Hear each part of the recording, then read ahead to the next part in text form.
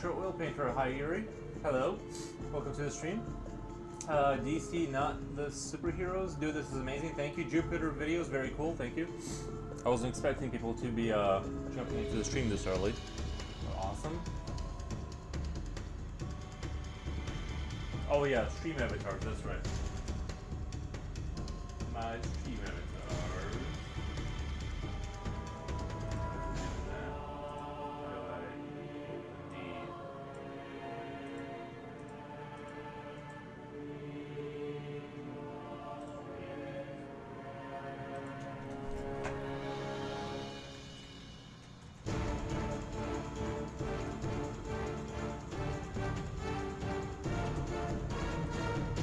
Everyone's morning. I'm just getting started here.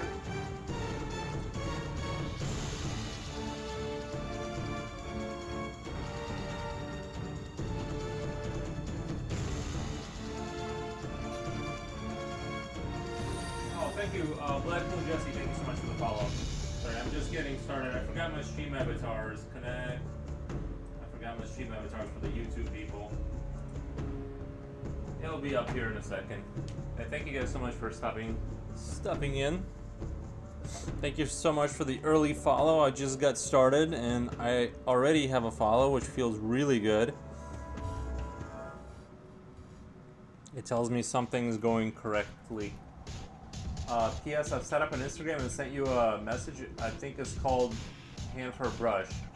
Send me a message. Just send me a follow. I'll follow you back. It's just easier to follow people that way. I don't think I've gotten a request. Or did I? Oh, okay. Set.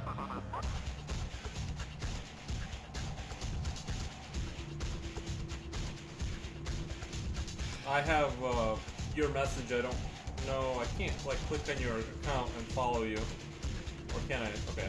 There we go.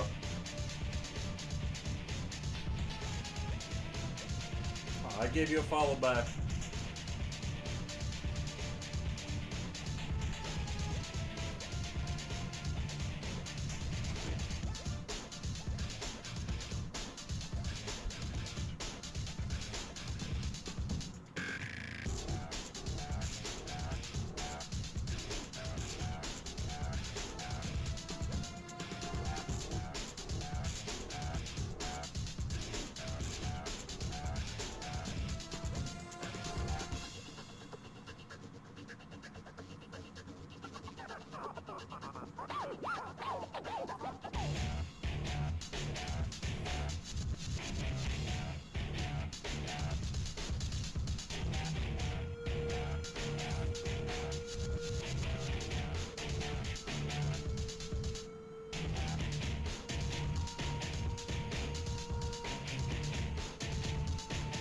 Okay, got it. Nice, nice.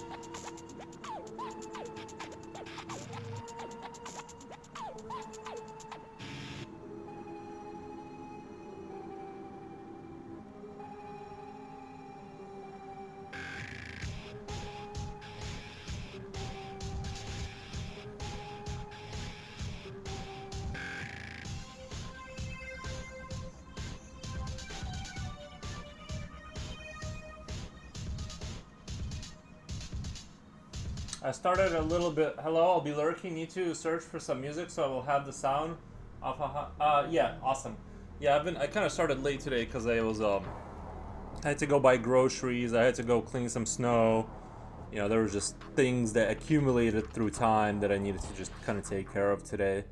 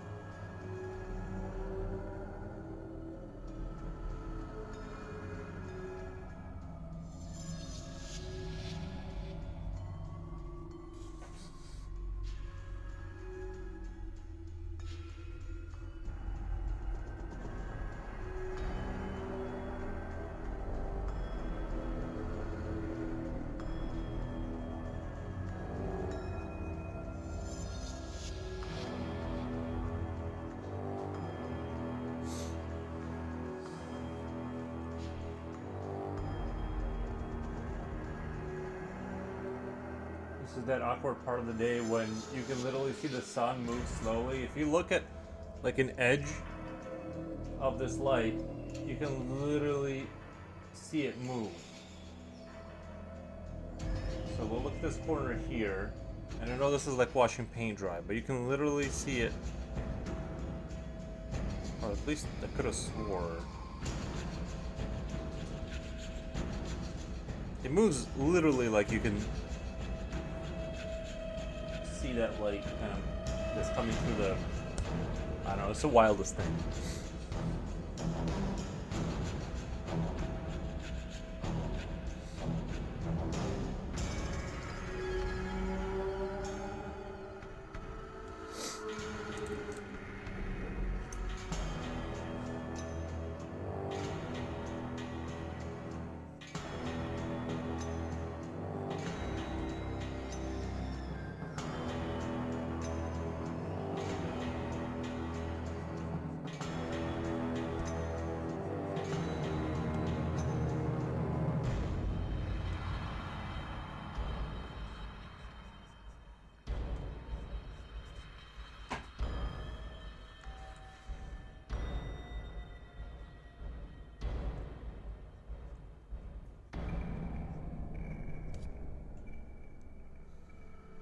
But you guys saw the light got to that corner wherever I was pointing.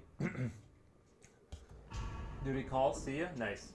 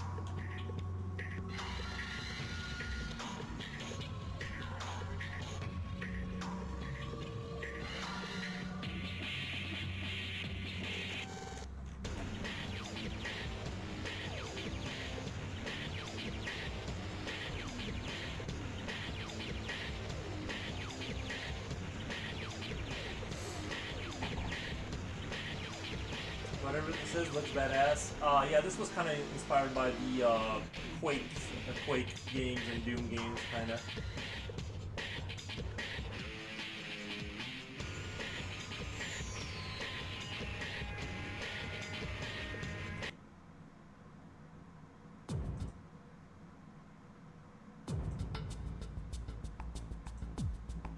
Yeah, I've been replaying the Quake games and all that kind of stuff, and Doom.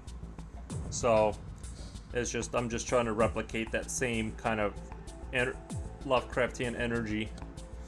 Let me come right back to you. I'll be right back in just 1 minute, guys.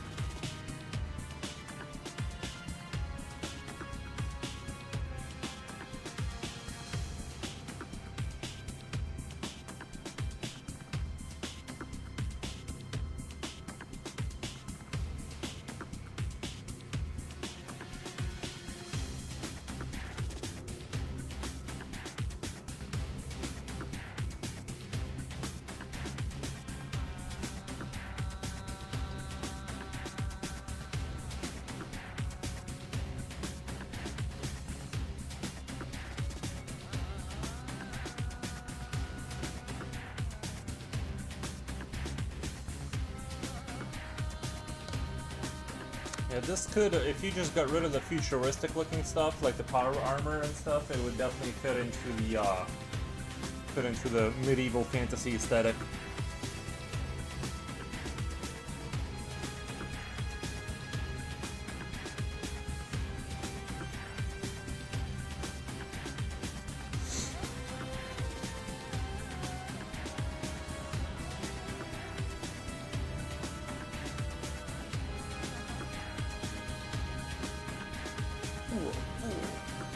You know, when you get damaged in Quake.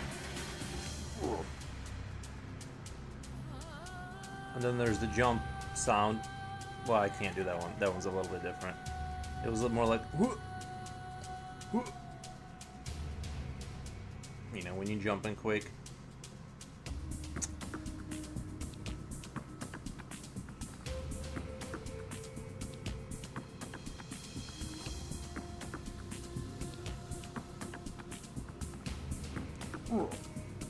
I'm almost tempted just to have like the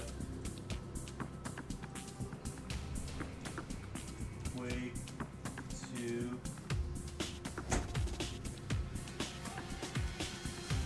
just sort of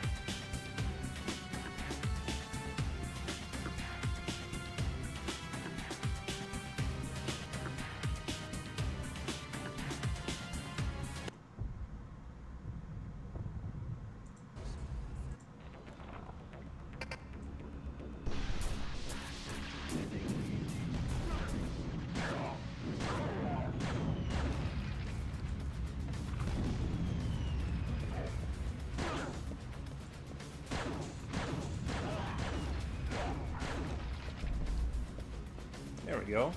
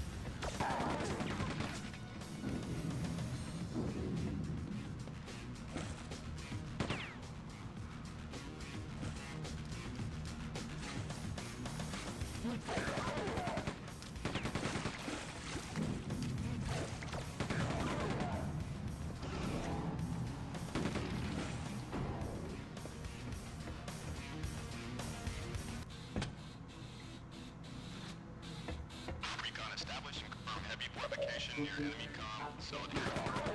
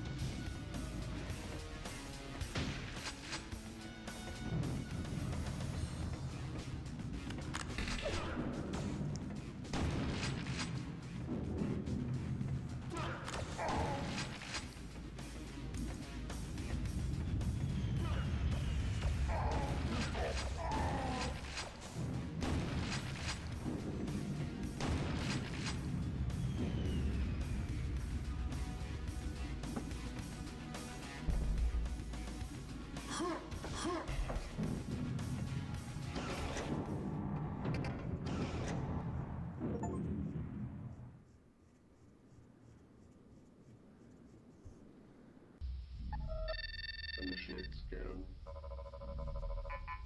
Acquiring. Acquired. Personnel located. Now exiting base area. Proceed to bunker area. Destroy Strahd logistical train.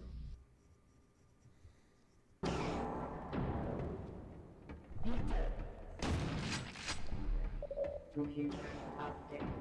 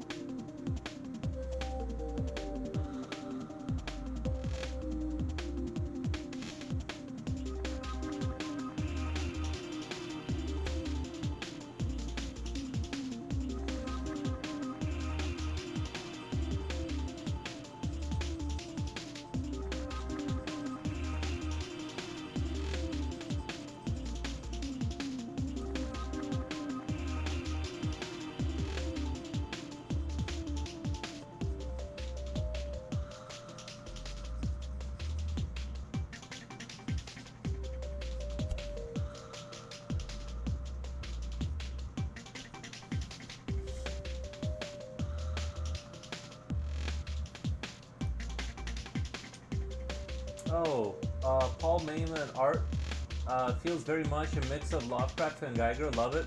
Hello, by the way. Yes. To me, this piece is like you know, inspired by like Doom and Quake kind of world where you run around labyrinths with demons, and it's all like medieval but futuristic in some ways.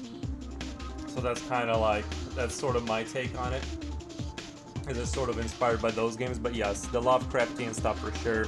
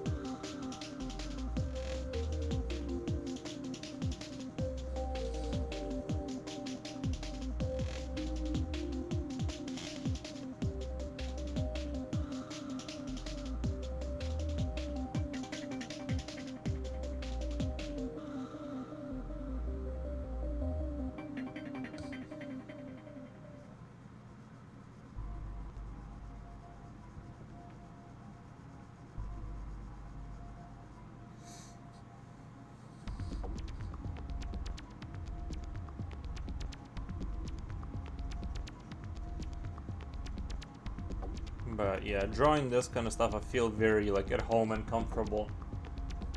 Mean Machine Rex sends an emoji. Thank you, Mean Machine Rex. I appreciate the emoji from you.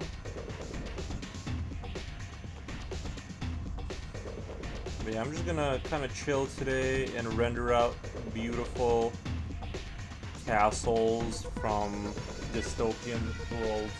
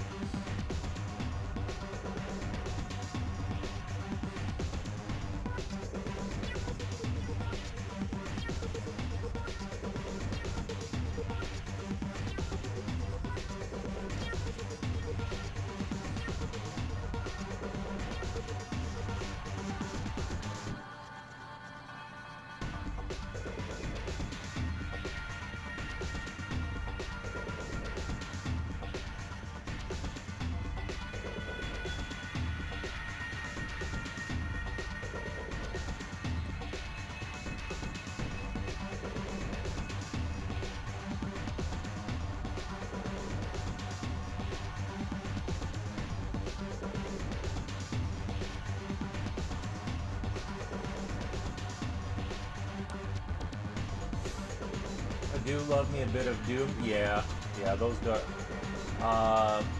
sorry, got doing the day job at the same time, so it might be slow to respond. Oh no, you're good. New art, yes, it is. Wow, it's a day old art. I started this yesterday, and just kind of continuing. But yeah, it's newer-ish.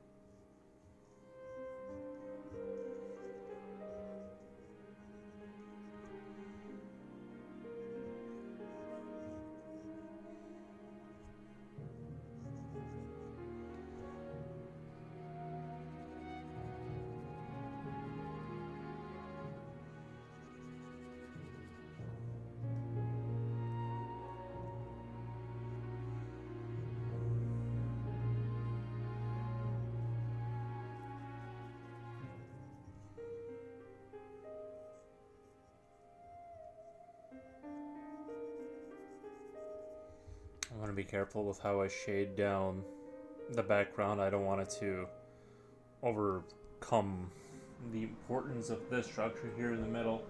So I'm going to be super duper careful not to overstep.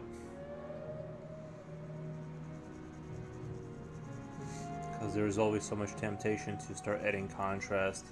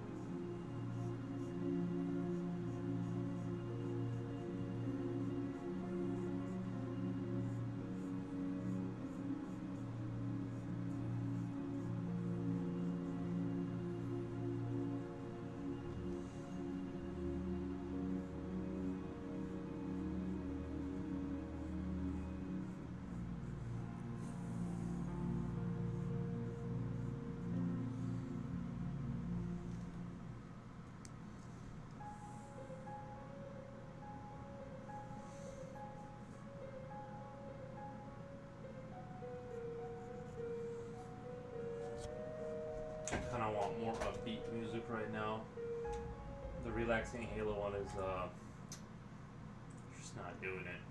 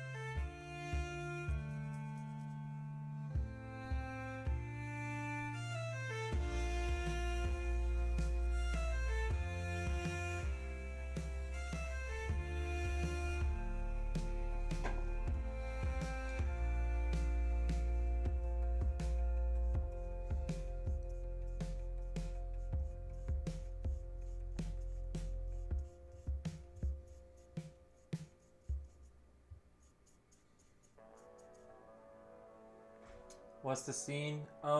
It is from. Well, it's not from, but I'm just sort of going off of like Quake and Doom style maps to kind of do my own Lovecraftian horror. And, you got your power armor that you can pick up, and endless labyrinths to run around in and kill demons in. That's sort of the idea here.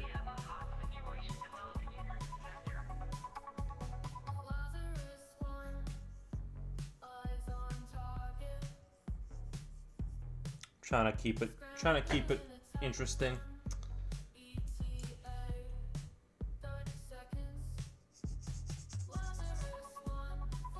But that's the basic idea here.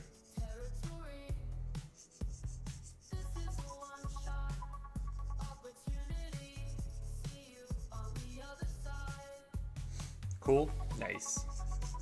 Yeah, I just wanted to do like an environmental draw, and I always really, if you go and play Doom Eternal, I guess that's the closest inspiration is to like Doom Eternal kind of architecture.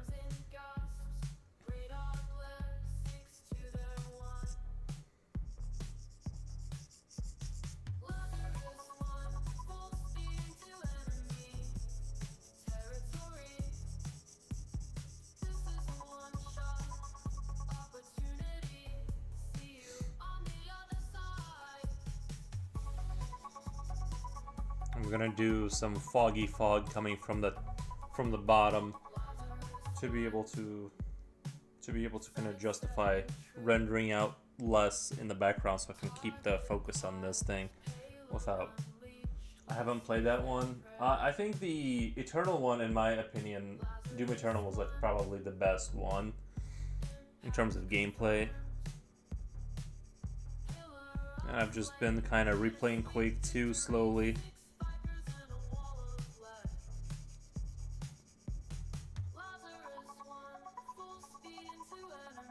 So because of that, I've just been inspired to draw a 90s boomer shooter style sort of a world hellscape.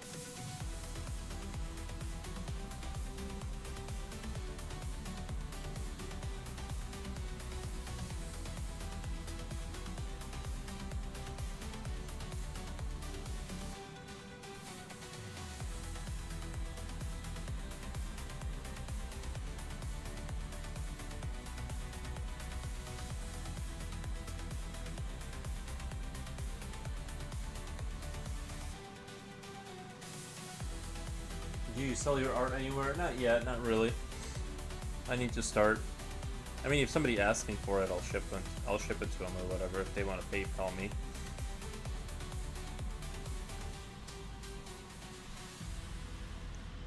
Or something like that. I know some people do like, or at least I've been told like some lady does like where she like draws live, and then she put the picture she hasn't finished yet on auction. Or like something something along those lines. I just haven't. I'm just streaming right now, you know. Just enjoying the streaming career.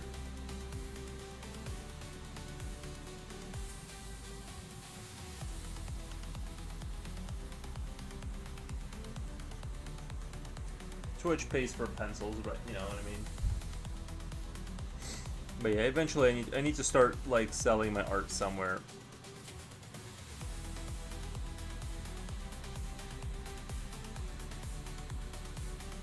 In fact, what I need to start doing also is like actually, it's a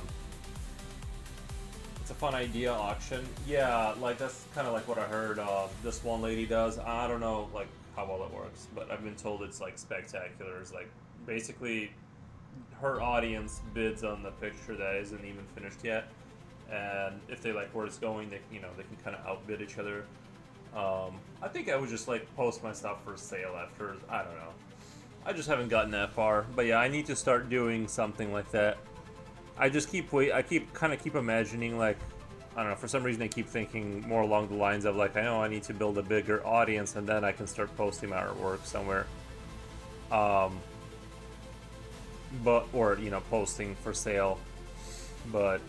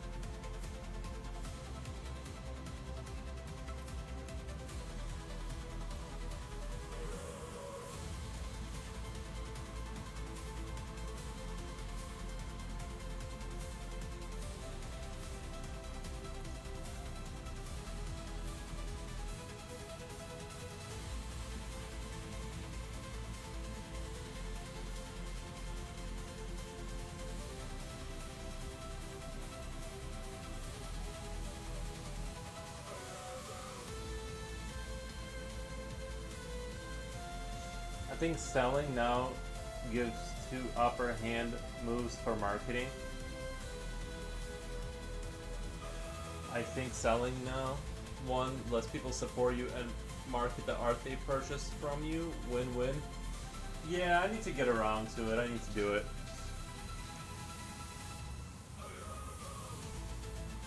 Where do people like? What's a good site to like go post your art on? Like Etsy or something? Is that like is Etsy one of those like where you can sell your art?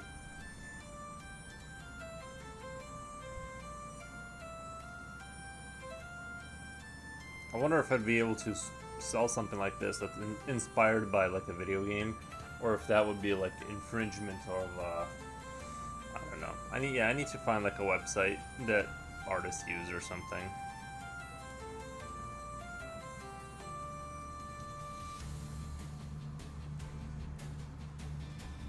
It's not the first time people have asked me about that, so maybe I should like start getting around to that, because people have been kind of asking in that direction, so maybe I should kind of start thinking about.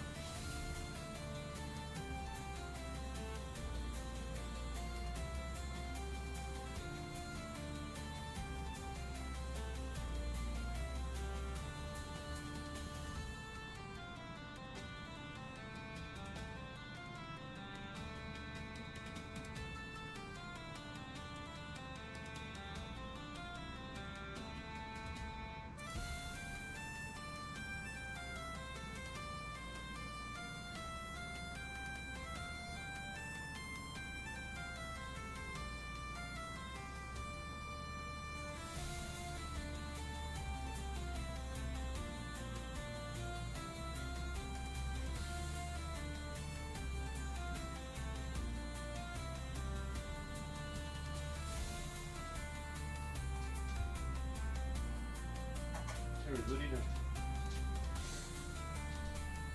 I'm doing t-shirts since it's will promote the fashion I like and art simultaneously. Marketplaces take some percentage, but yeah, this art would be great as either single pieces or some lore, or maybe a small collection book. I'm doing t-shirts since it's will promote fashion I like and art simultaneously. That's a nice idea. Etsy is good too. Yeah, maybe I'll go to Etsy and then have a link to my Etsy, and if people want to buy it or something.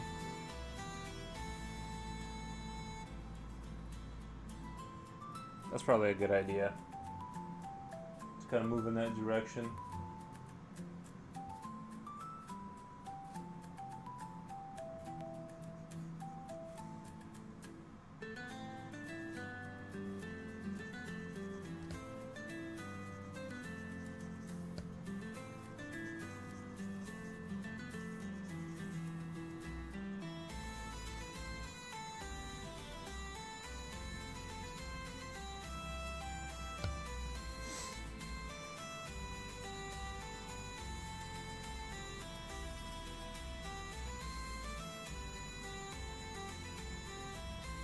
I do have like all the packaging from before when I did send out copies to people, so I do have those big yellow packet things sitting around, so maybe I should start doing it.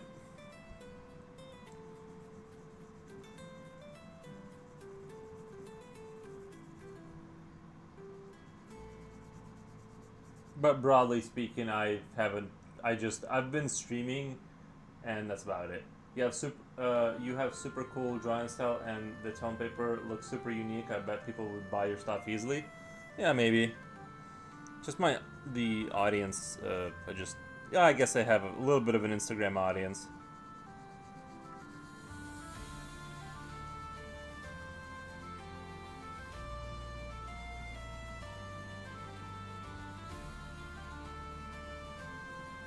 I have some minor wins there.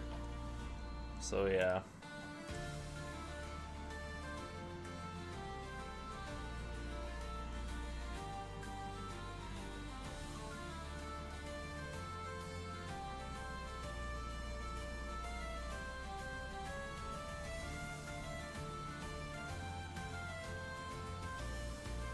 You're probably right. I need to go just start doing it. But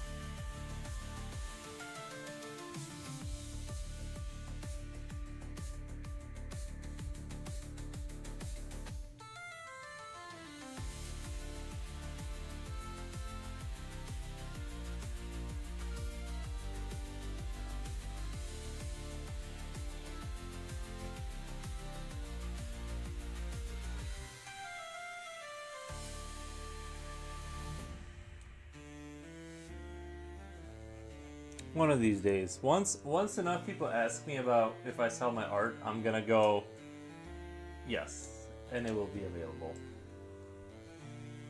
I'm just slow to take to new things. I'll do it eventually here.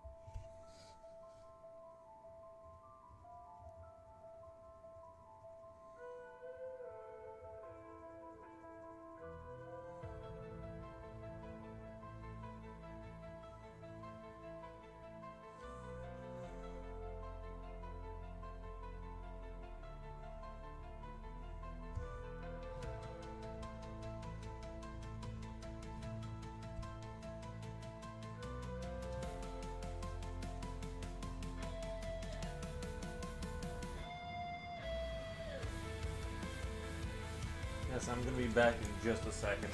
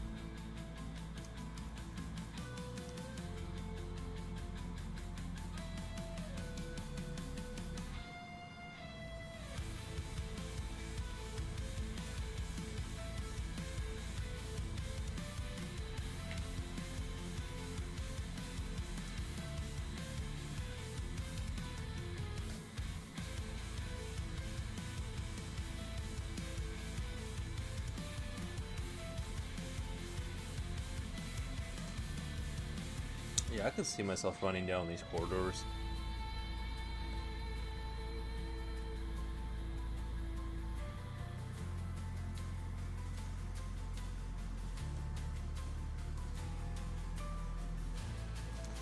With the rocket launcher.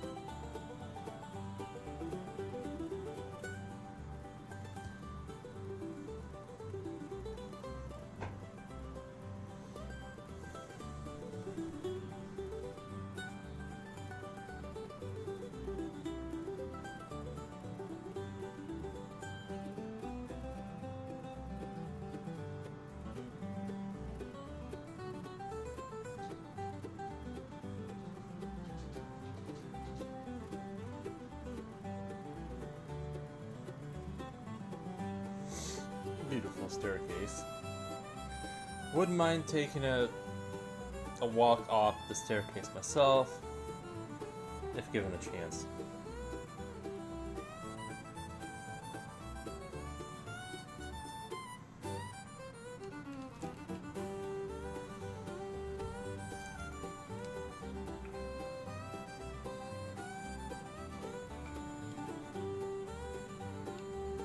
So you gotta play around with these lights like they're radio antennas until I get the positioning right. It just seems like it's dark. I mean, it's really strange how dark. Hold on. Let me open up like another window or something. The one over here. It just seems like there's not enough light.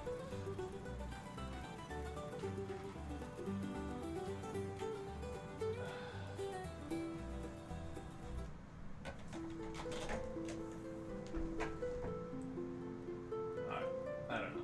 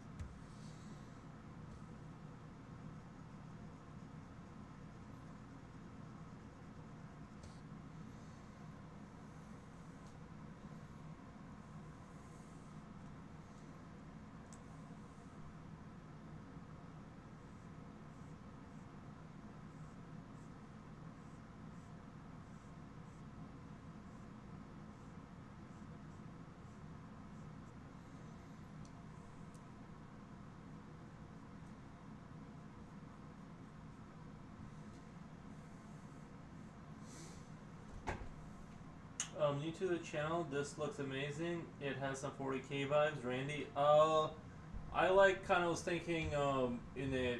I was thinking more in a Quake or Doom style, but yeah, I definitely think it could fit into the other stuff. I just gotta change my music here. I ran out of music on one of my playlists. I started a new library.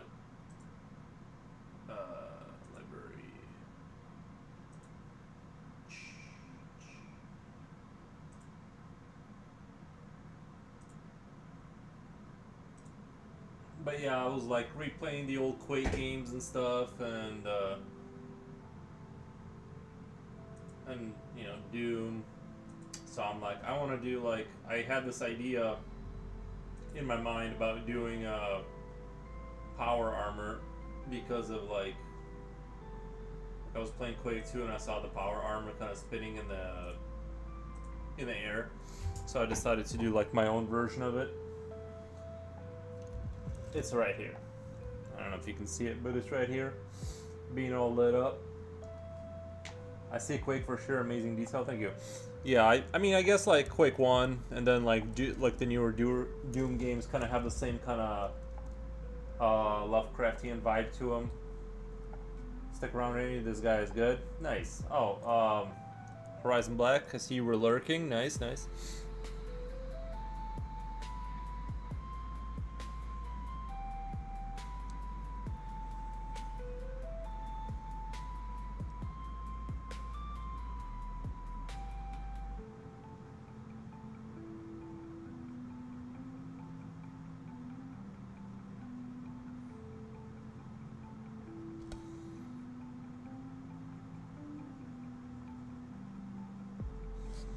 Yeah, I like to draw all kinds of stuff.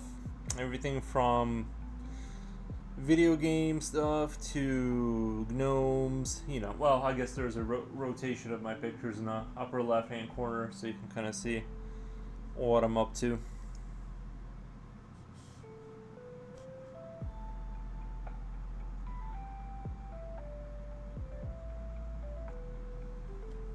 I do feel like I set it on random cycle, and I feel like it plays like a lot of this. I keep seeing, every time I look at it, I keep seeing the same pictures over and over again. I guess maybe, I don't know, my brain is just seeing what it wants to see, but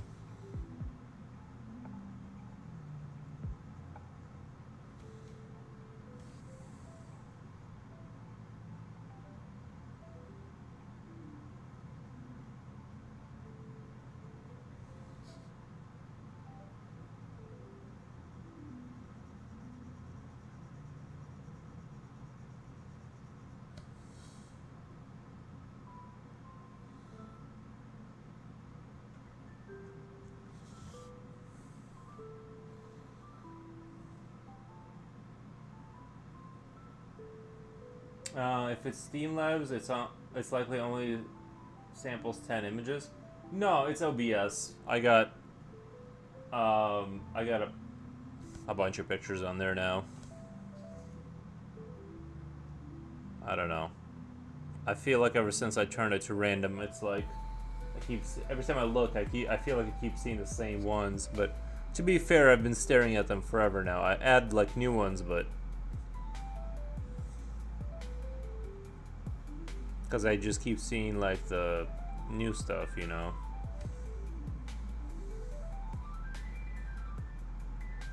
Or sorry, I've seen it so many times that it feels like I've already seen everything a thousand million times.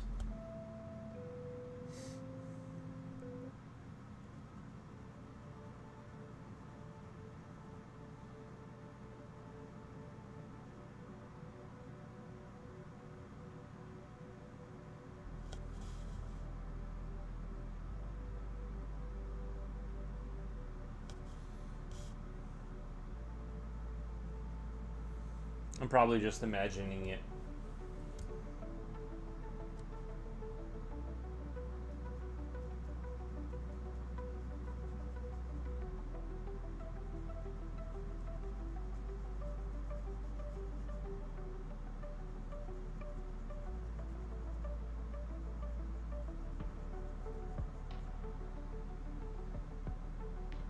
Gonna want to darken this area in here.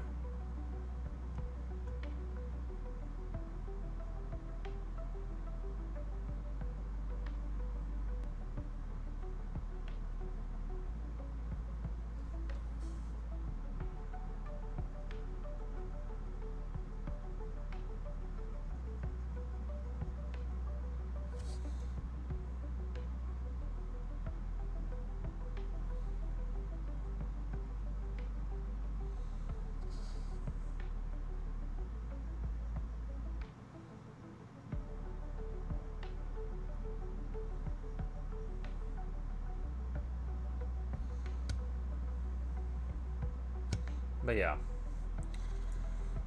this is very at home for me. This kind of, you know, these kind of interpretations of reality, I kind of like it.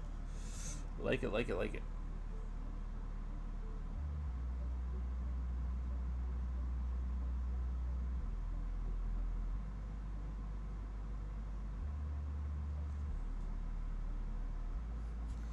I feel like that's like a metal plate there. I'm gonna add a little bit of white as if it's reflecting something.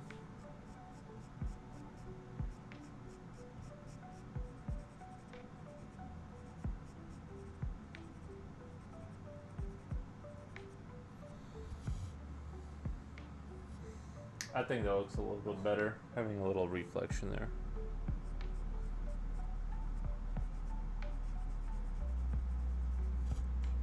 Boom. Instantly improved.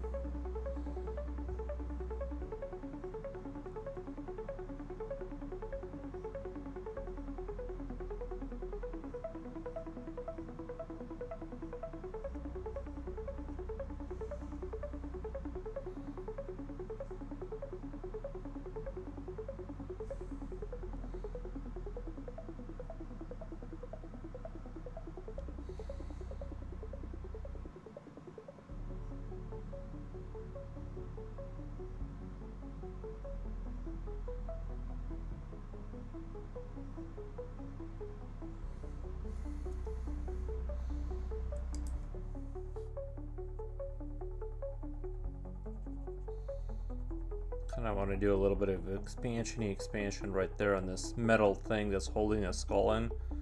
I don't know, it just felt like it didn't look right. I kind of want to expand it a little bit here into the stone work here. Like it's sort of mounted to the pillar in a more meaningful way.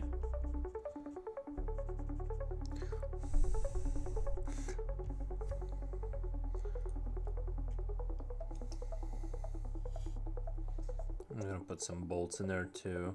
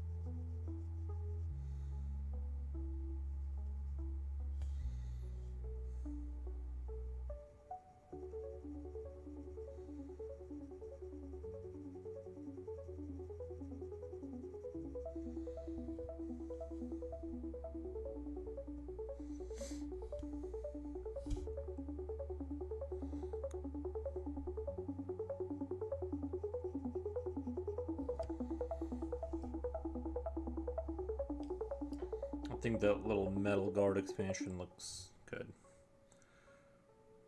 Gooder than before.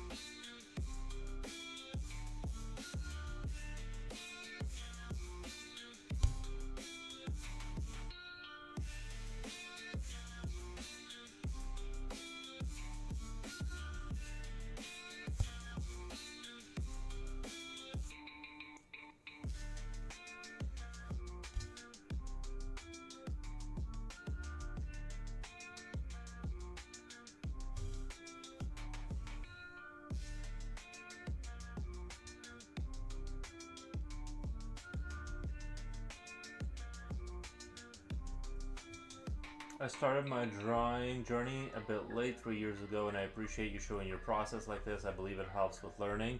Yeah, for sure. I think it can help.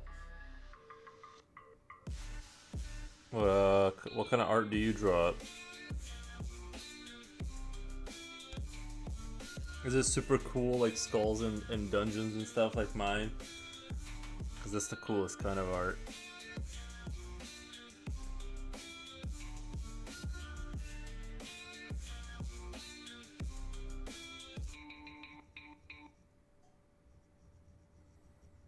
But yeah, it definitely helps to start drawing earlier.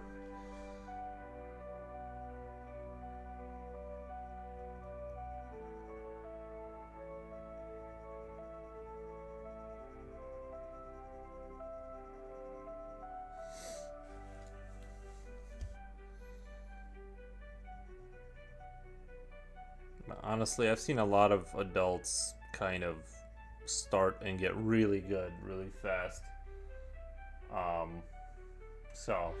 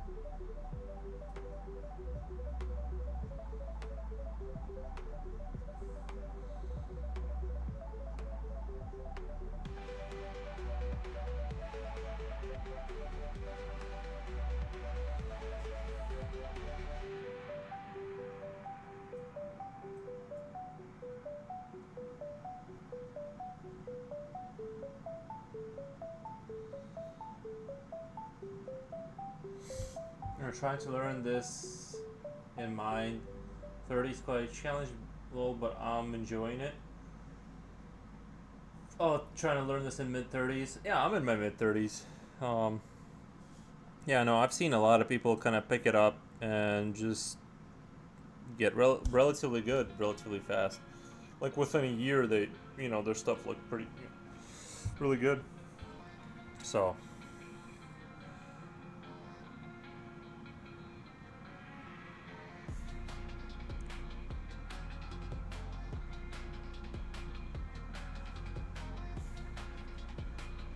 I'm definitely not the best out there, but I try. I just enjoy drawing, and I'm like, why not combine me enjoying drawing and pulling a camera at a piece of paper? You know what I mean? Combine the good with the productive, and that's kind of why I started streaming, is to kind of have a reason to do it.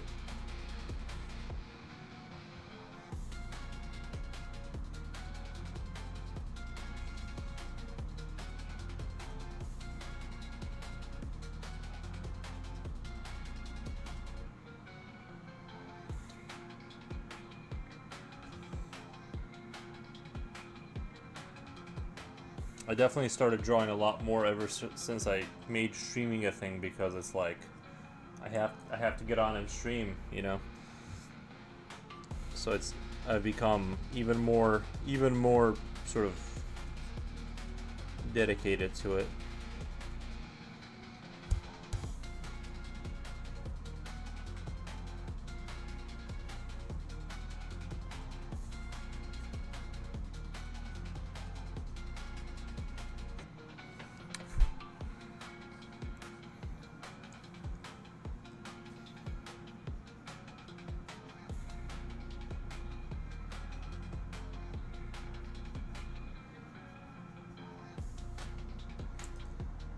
But yeah, I love it.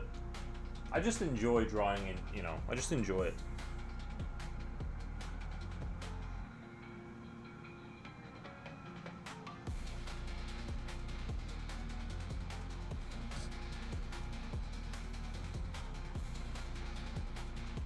Didn't Nietzsche say something along the lines of, if you stare into the abyss stares at you, or something?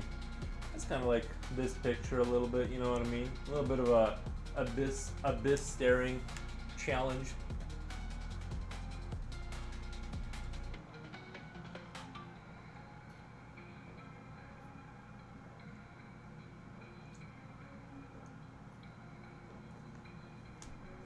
But yeah, I wouldn't get discouraged at all. Like I said, I've seen a lot of people get really good very quickly.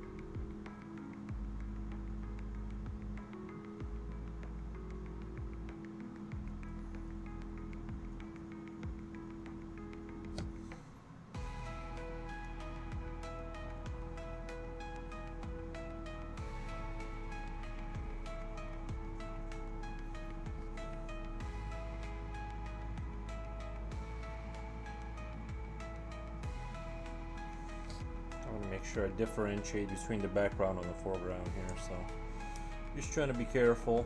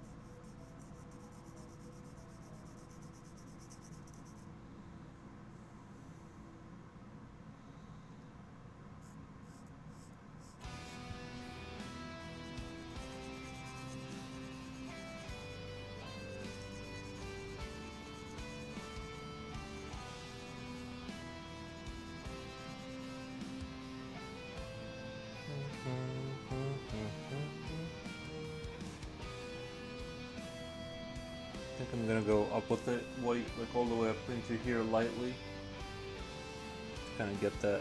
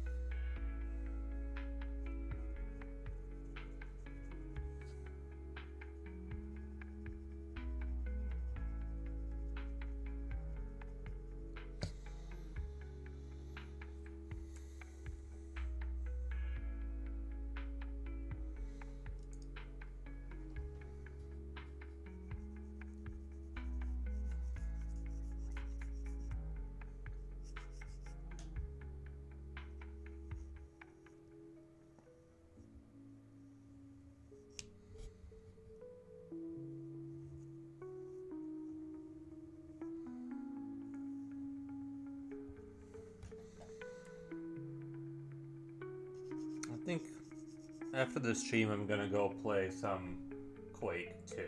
I've been trying to beat that game. It's harder than it seems. It actually got kind of challenging even on normal, but I mean, for me, because I've never played that game, but...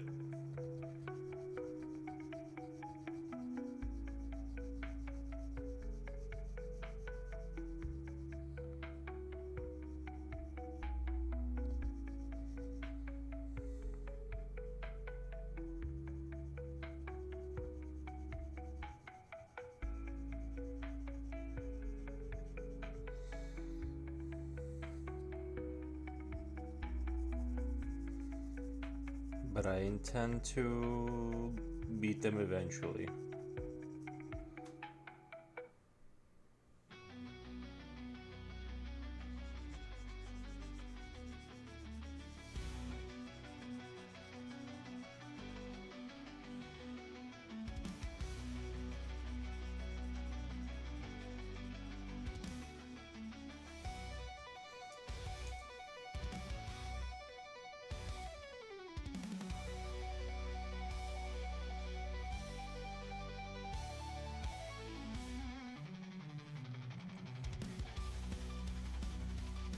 I'm gonna add a little bit of. I want to add a little bit of atmospheric fog to the bottom of that pillar too.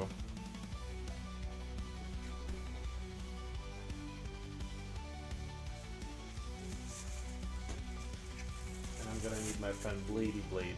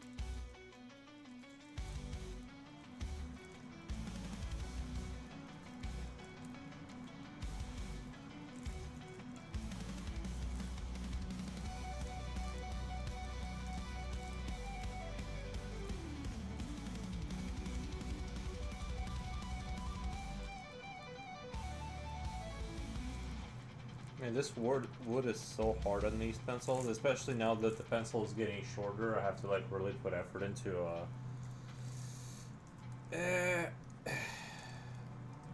it's not as easy.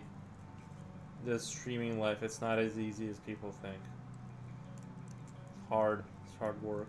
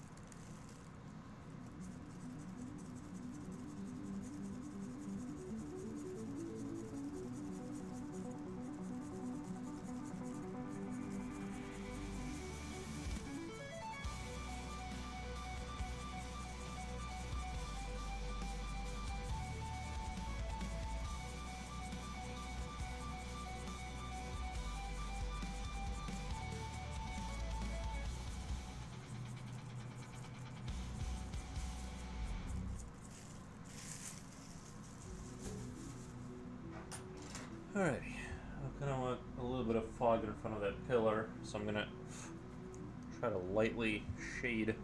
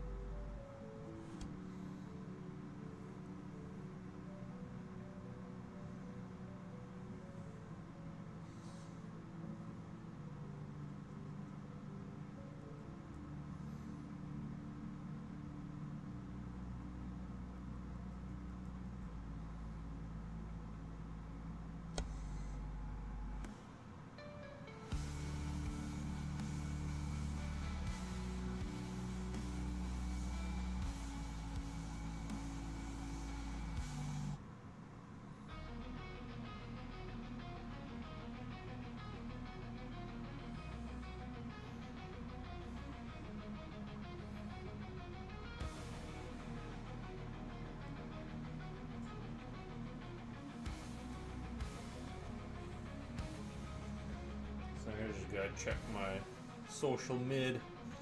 Make sure my social media is on point.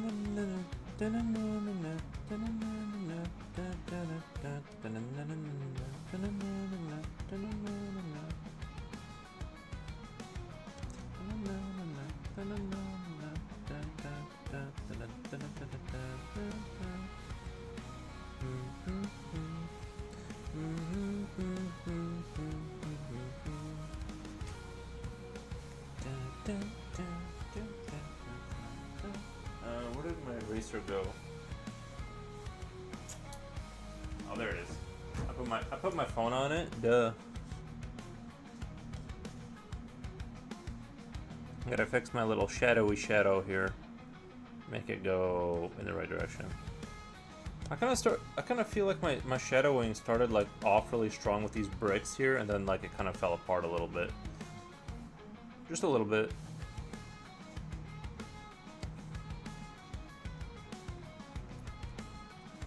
Kind of wanna, because this is a metal part where this chain is attached, I want to put in like these little metal, like it's like rough metal, it's got like dents in it and stuff, like you would see in a dungeon. It's like rough metal kind of.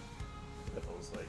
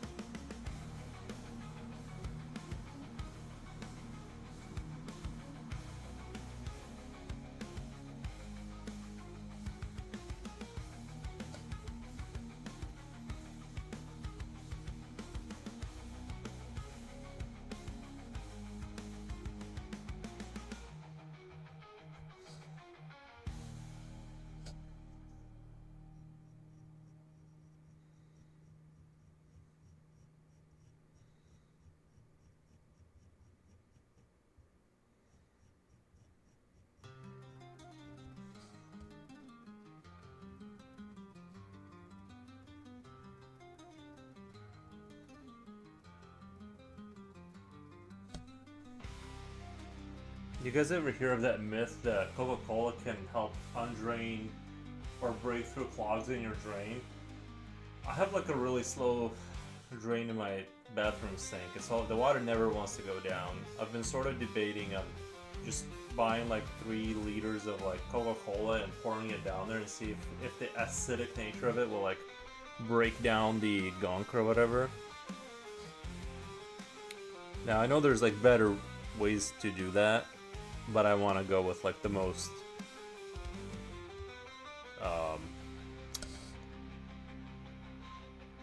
fun way first.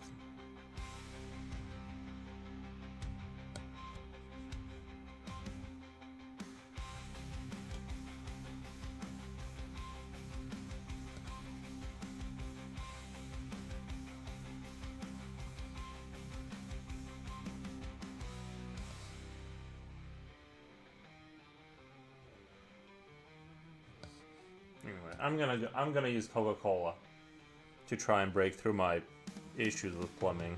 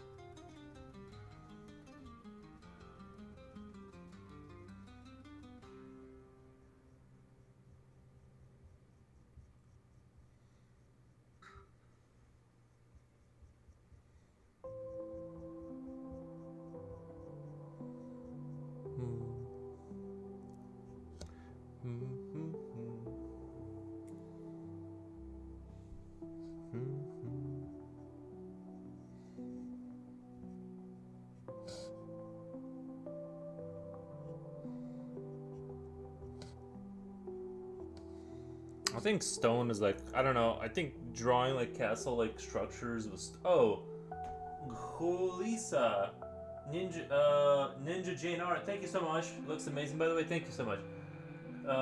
Good luck. Let us know how it went. Oh yeah, I'm not even kidding about that. I'm gonna do it too because I heard that Coca-Cola, like you know those like YouTube myths things where like they put a tooth in Coca-Cola and that like erodes it or something like that, right? So I heard like because of that, like I don't know what it is in there that can destroy enamel and all that. I'm gonna buy like 3 like of those big bottles. Obviously, I don't drink that stuff, but like I will pour it down the drain to see if it'll help my my issue with plumbing. Cause like it goes down. Like I gotta use the plunger like at least once a month now, and I'm like, what if there's like a way to avoid calling the plumber, and I can just like buy $15 worth of Coca-Cola and fix the problem that way. You know, like a poor man's solution. But yeah, that's the direction I'm gonna go in. Also, GHO Lisa, thank you for the hello. I appreciate the hello. But yeah, you know, looking at it now, I don't know why I don't draw more stuff like this. The Lovecraftian horror nightmare cities. You know, I don't know why I don't draw it more often.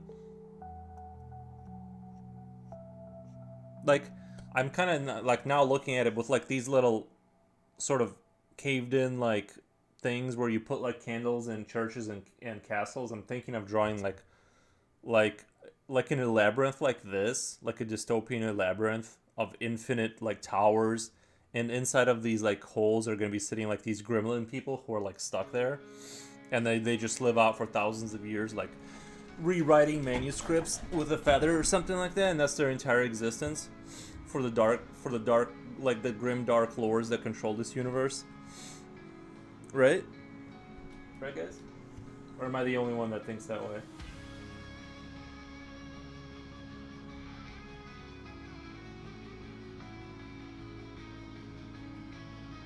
Like, I like the extremely dark art like that, where you have sort of like a story like that being told, but I want it to not be incoherent, because I feel like a lot of like the super dark art that people draw, where there's like disfigured figures just sort of melting into the ground, and they have like fingers, and the fingers become their ribcage. Like it's not coherent enough to like imagine a story because it's too metaphorical. I like to do it looks really cool. Thank you so much. How can you draw something like that? It is incredible. How can you draw something like that? I'm not really sure how I do it.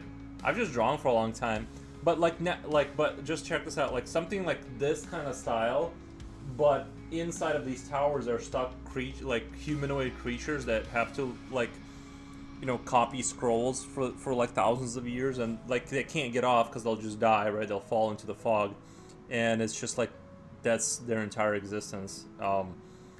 Right, that's pretty dark, and you know, I want to, like, if I draw something like that, I want it to like make sense. Like it's not just like creatures that are like not connected to a story. Like if I'm gonna go in that direction, I want the lore to like make sense. Like this is obviously based off of Quake and Doom, right? You got power armor. Like this is sort of based on those first-person shooter early '90s games, at least in my mind. But yeah, I need to just draw more of this kind of stuff. Basically, I don't know. I feel like I'm at home when I draw this kind of stuff.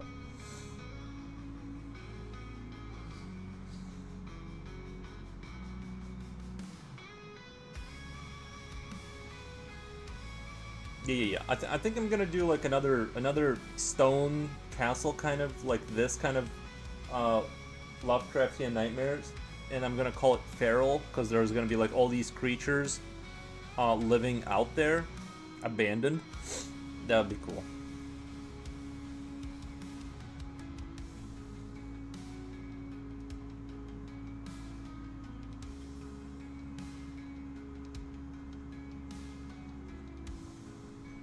I like your style a lot. Take your time with it. Yeah, I think it's important. I think a lot of times in the past when I was younger, I would always have this temptation to like speed the process up and like I would just start to speed things up, you know what I mean? And I couldn't. Now I have like a lot more patience. Sounds really cool. Can't wait to see it. Yeah. Of course, by the time I get there, I might change my mind and draw something else. But right now, because I've been playing a lot of those kind of games with like the Doom Quake style games, I'm just like, I need to just draw like these expensive dark worlds with sort of a. But like I said, I want the lore to make sense. I want people to look at it and it's not just distorted, grotesque figures, you know, demonic figures. I want it to sort of like make sense. Like this is like it's this, you know what I mean? It like it sort of has logic to it. When things become too metaphorical, I'm like, I don't know.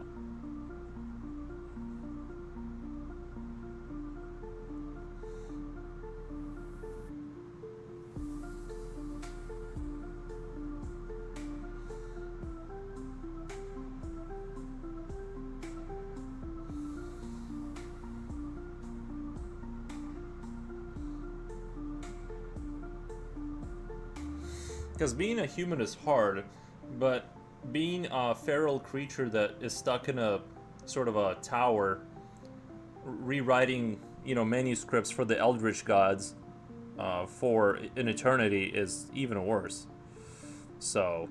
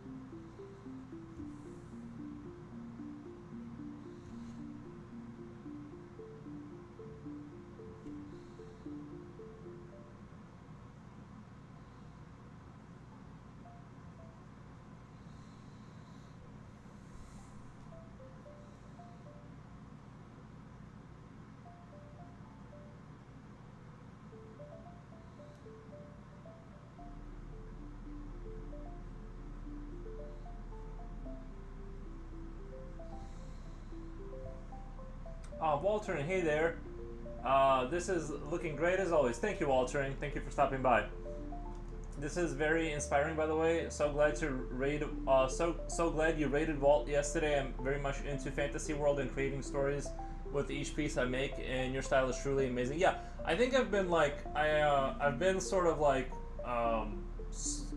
well, not lately, but I've always like I've always let me see. Do I have you? Am I following Ninja Jane Art? I'll give you a follow. Oh yeah, I saw you on Instagram. That's right. Okay, I remember by the picture. But yeah, I like to do. People have told me. They told me on Instagram that I tend to do like stories. Ninja, not ninja. He calls you ninja too, lol. Everyone does it. Yeah. I mean, there's a J in there somewhere. It's Ninja Jane Art. You might as well just change it at this point. Like, well, especially with like my dyslexia, I can't do it.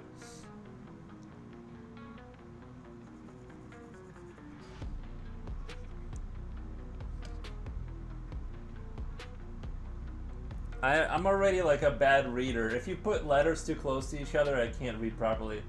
I call her Ninja first time as well. Yeah. First time watching you. This work is beautiful. I'm also painting at the moment too. It's very comforting to watch your work. Nice.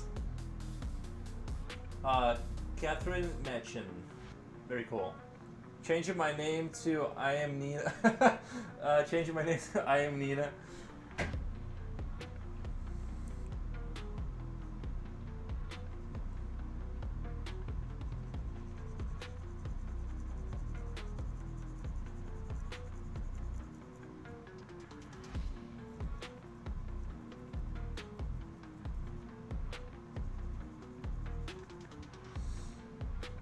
Teenage Mutant Ninja Turtles.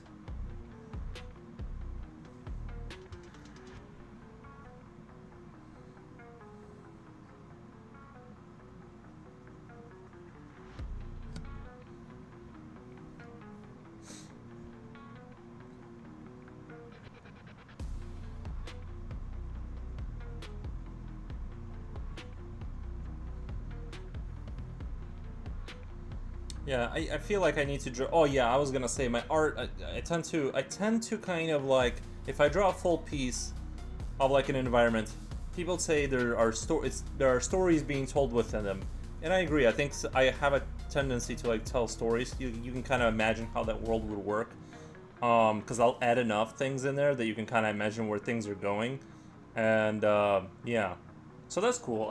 I guess I never like really thought about that, but people have told me that, so. Oh, nice to see it's still going. Hey, Nick. Hey, Silver. Welcome to the stream. Nina Turtles. That was a great show when I was a kid. I love Ninja Turtles.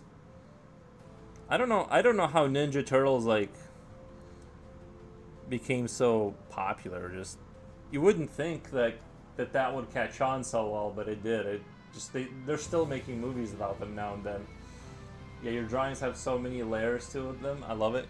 Yeah, I think I do it naturally. Like, I don't know, the telling about the world through just adding like a little thing in the picture that kind of gets your imagination going about how things work there. You know what I mean? You can kind of extrapolate based on the detail. So yeah, I don't know. I just kind of, I guess, do story-based. Like I said, I really like coherent art where you can tell what's going on. Even if it's like I said, even if it's really high fantasy and things are crazy, I still like to have it to where the world is not, it's not all too metaphorical. I would think it's possible for many.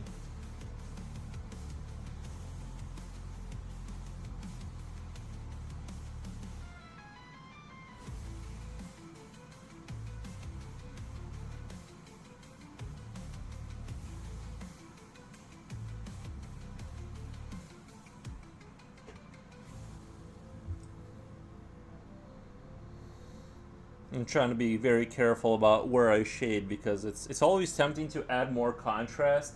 You know what I mean? It's always tempting to like add more and more and more contrast, and then you end up having to go back and retouch things to kind of get that to go into the background. So I'm being careful and patient to. Well, actually, I should probably work a little bit over here with the fog and do some of this detail.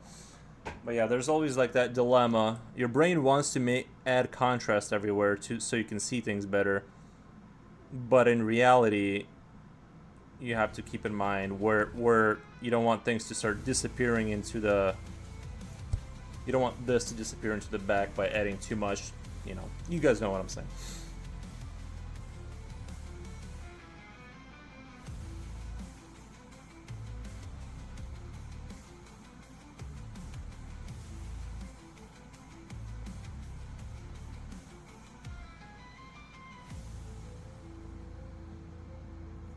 That took me a really long time to understand the whole contrast and atmosphere kind of layering.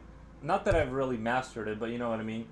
I just have you want things to be seen, so you start to emphasize them, but then you end up ruining the sense of depth. Not you guys, I'm saying me, but all of us at the same time, if you know what I mean. It's an issue. The balance of wanting to show things but not overdoing it.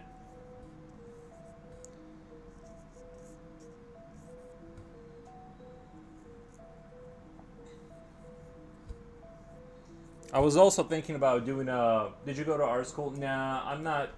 Not for me. Not for me. I'm just not that kind of person. I've never really done well in the classroom environment. If you put me there, my brain just turns off, and then 45 minutes later, I have no like concept of where I just was or what they said. So I just do not do well.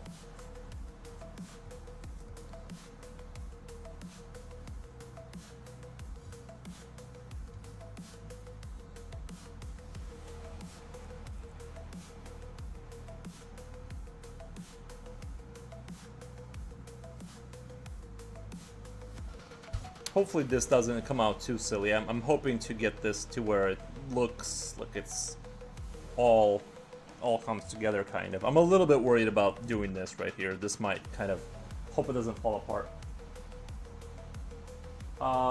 You know what? One time my teacher, she said, you know what she said to me? She's like, you have selective hearing, and I'm like, what? So yeah, I just didn't like school. I didn't like the idea that I had to be there, and like, I don't know. Once I feel like I'm not free, I don't function well. Like, I have to feel the freedom, and school felt like a prison to me. But a lot of people like it. I know people who genuinely enjoy school, and I disagree with them thoroughly, but it is what it is. Like, I do not understand people who enjoy school, but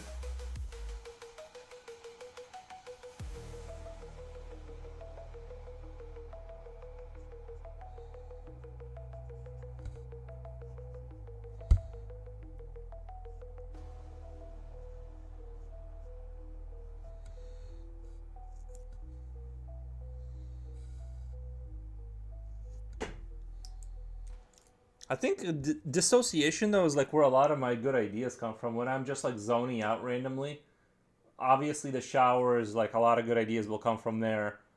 But sometimes when people say something to me, Silver says, cool, yeah, I didn't get it either. D- don't get it either. I understand. Some people like it. Man, I was like, can't wait till this is over. And then I got a job, and I'm like, oh my god, this is comparable or worse. At least I'm getting paid, though.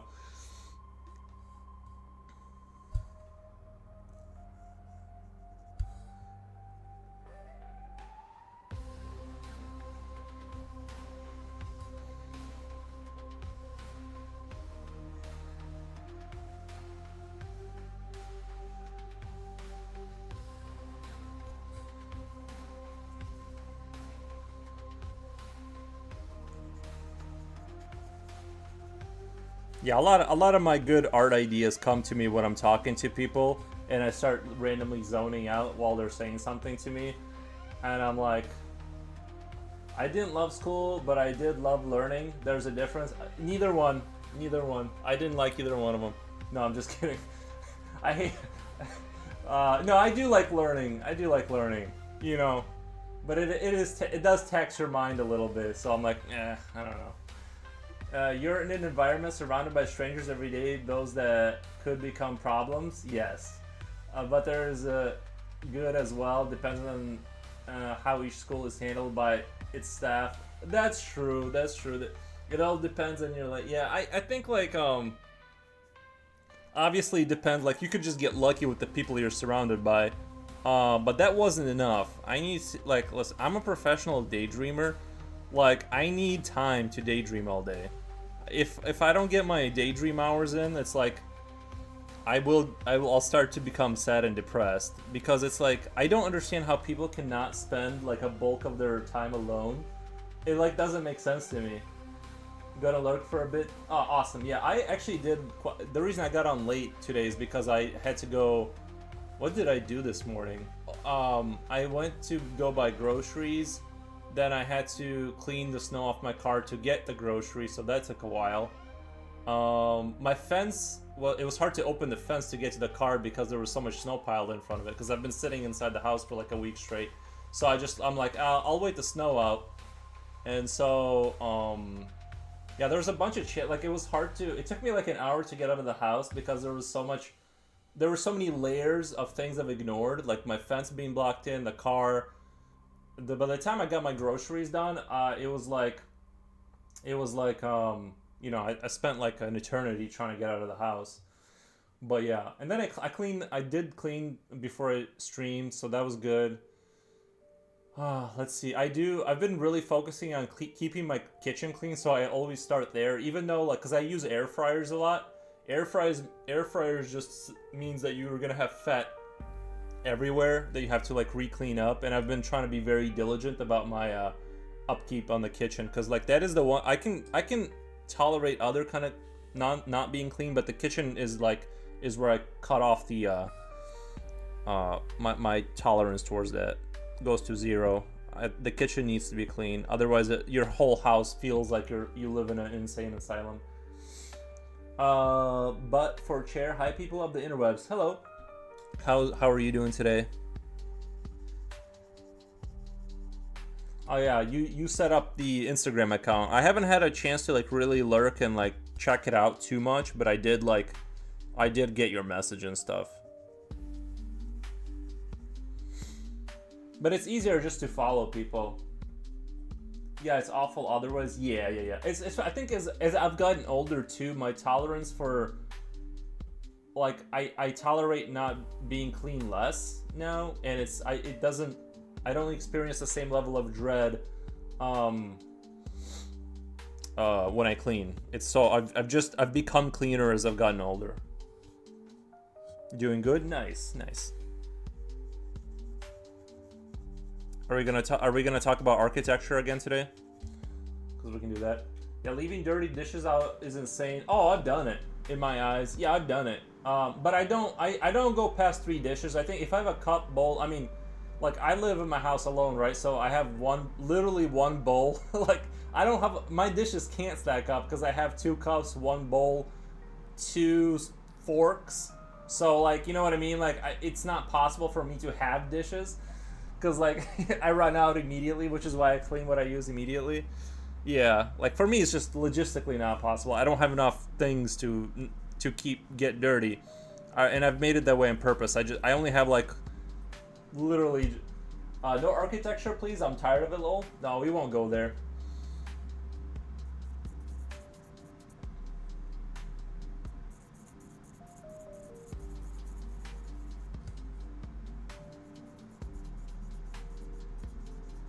I think my mom still has, because he was from the Soviet Union. That's when he was an engineer. Sorry, I know I said we won't go there, but I am going there. Sorry, I thought I saw something out there. I have my window open to let the light come in, but it's not really working. The sun is already going down. But what was I gonna say? Oh, my mom still has a book somewhere with all the projects in Minsk that they did, like a bunch of like buildings that he worked on. She knows the ones that he worked on. I don't think the book says his name or something, but we have like this book of all the construction that he's. I don't know if it was just given to them specifically to like remember their projects or, but she can point out the ones he worked on to me. So yeah, my grandfather was an engineer. I had somebody in my Dreaming Tabula Live. Thank you so much for loving this. I clean my dishes, clean my stove top metal parts. Nice. But yeah, my mom, I have a lot of good brains in my family, but I only got like the peasant brain side of my family, like none of the really high qualified engineering brains. I got like my father's peasant brain apparently, because like everyone on my mother's side was like, I literally had somebody that was a scientist in my family, and I'm not feeling the science brains. I'm gonna be honest with you. I'm not feeling the, you know what I mean?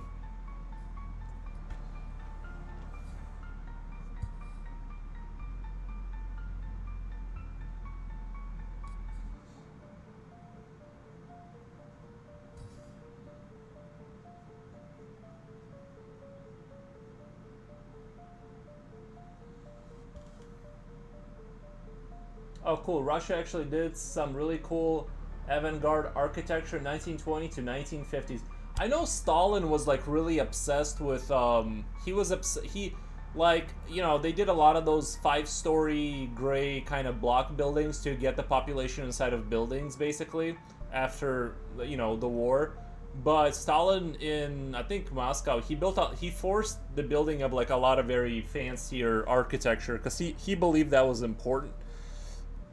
So yeah, I would, yeah, I don't know. I honestly, like, if you look at video games like Gears of War and you know, Gears of War, and I don't know why, like, I don't know why we don't do more like high fantasy industrial architecture that looks like retro. I want, like, basically the architecture you see in Gears of War is like what I want cities to look like if I was like the Emperor of America.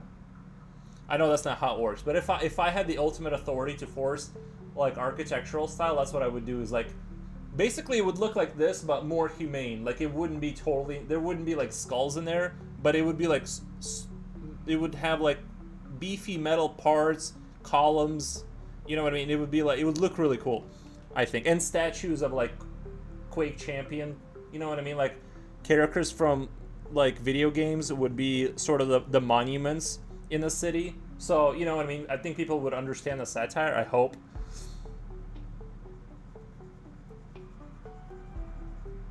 That we're not, you know, I wouldn't, you know, it's not taken super seriously, but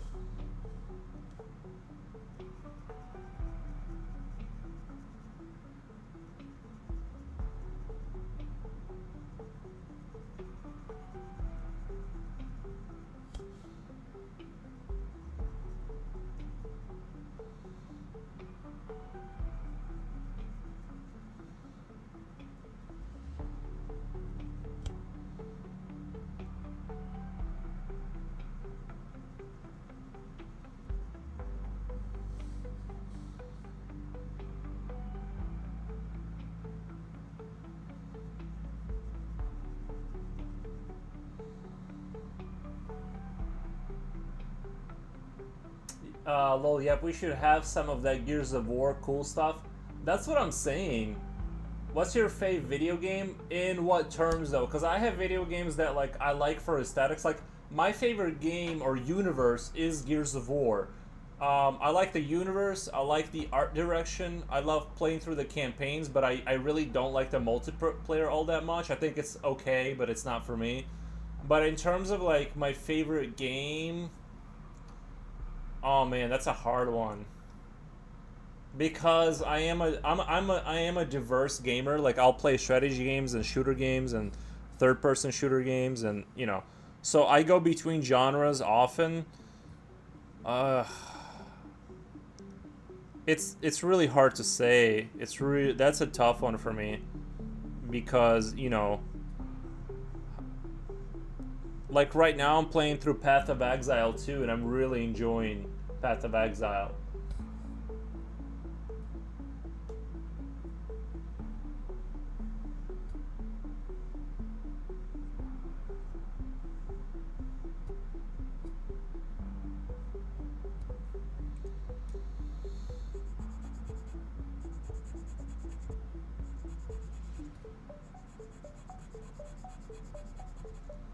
What about horror games? Probably Silent Hill 2 is my favorite horror game.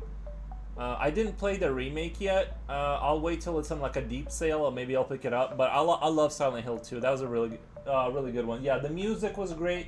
The ambience. I love the you know, just the whole vibe. I like the small town Midwestern America with the fog and everything. It's also sort of interesting because, like, didn't like Japanese people make that game? So you're kind of playing a game, like, you're seeing the world like how Japanese people think America is, and they're not wrong. It's exactly like how they think it is. No, I'm just kidding. The last game I got addicted to was Alien Isolation. I'm not a big fan of, like, I don't like those games where you're being chased by a monster and you have no way to kill the monster. I don't mind being a little bit of a victim, but I still want to be able to kill the creatures. I don't like when it's just like you and like it's you and you have to hide the entire time, and it's just pure sheer panic every time the alien shows up. That's what it seemed like to me. So I was like, nope, not playing it. I need to be able to shoot you back, otherwise I'm not participating.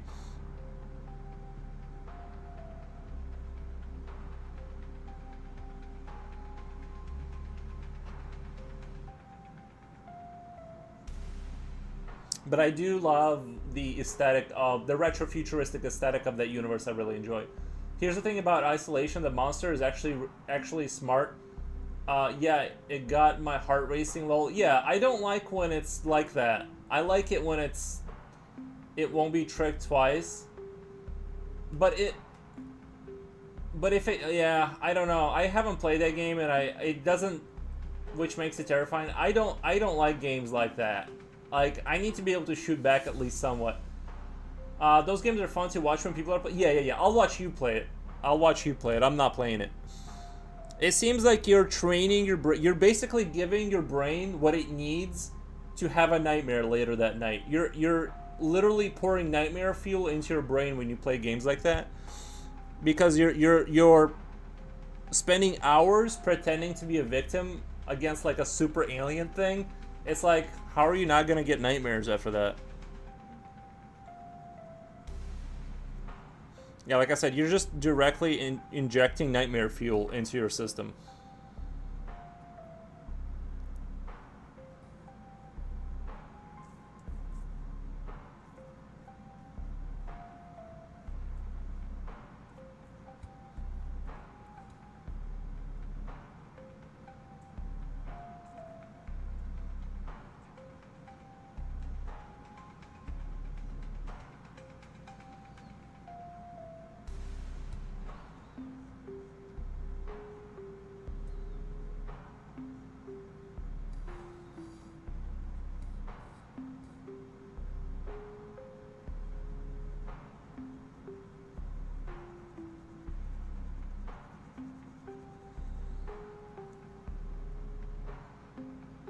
I like the fantastic ship and stuff, but that's it. Once I beat it, I said, okay, I'm down low, not playing it again. Yeah. I decided not to play it the first time. I'm like, I am good.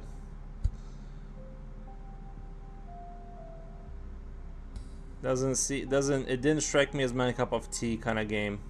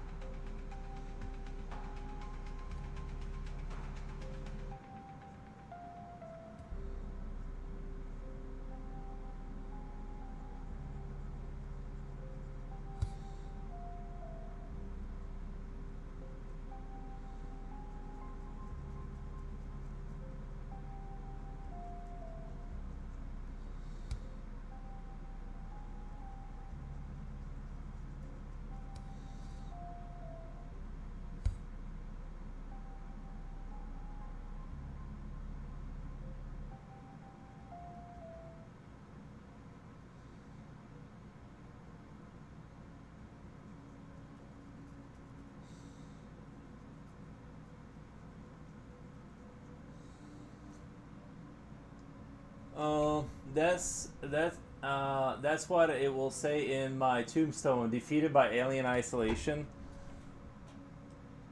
I'm not good at shooting games, but I played World War Z. I'm pretty good at them. I mean, I know I'm tooting my own horn, but honestly, I'm decent at shooter games. Not like I used to be, but I'm still kind of, you know, I can hang with the kids, kind of.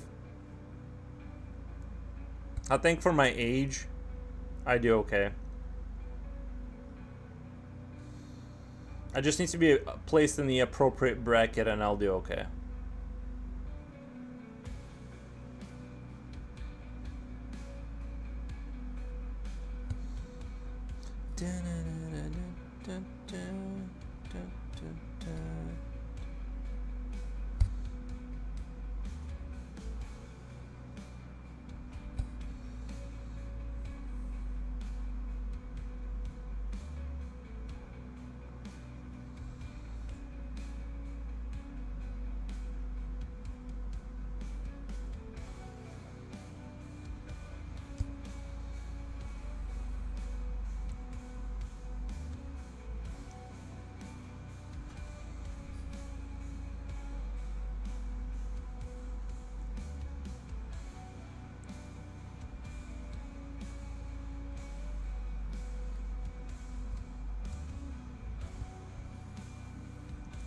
Yeah, zombie games are really cool. There's one I've been trying to pick up and find on like a deep sale, and it's like about this dude on the motorcycle, but I can't remember the name of it, but I know people have been saying it's really really good. It's like one of those rare jam kind of games that. Oh, you know what game I really enjoyed? That's not that's like not a shooter game. Mostly is Mad Max. I normally hate the desert environment basically all the time, but that game did like a really good job. It's sort of like the desert plus cars. It created this really nice dynamic, uh, where you're like this lone wolf, like rogue warrior out there surviving by yourself and finding canisters of gasoline to fuel your car. It all just kind of came together really well. And even the desert thing, like I normally, like I said, I hate the desert kind of games or environments, but like in that game, like it really, really worked in its favor because it had this isolating kind of vibe to it, and you were just kind of doing your own thing. I mean, you have Chum Bucket with you. Did they make a movie about it? I think the game. I'm not sure if the game came out before or after the first movie.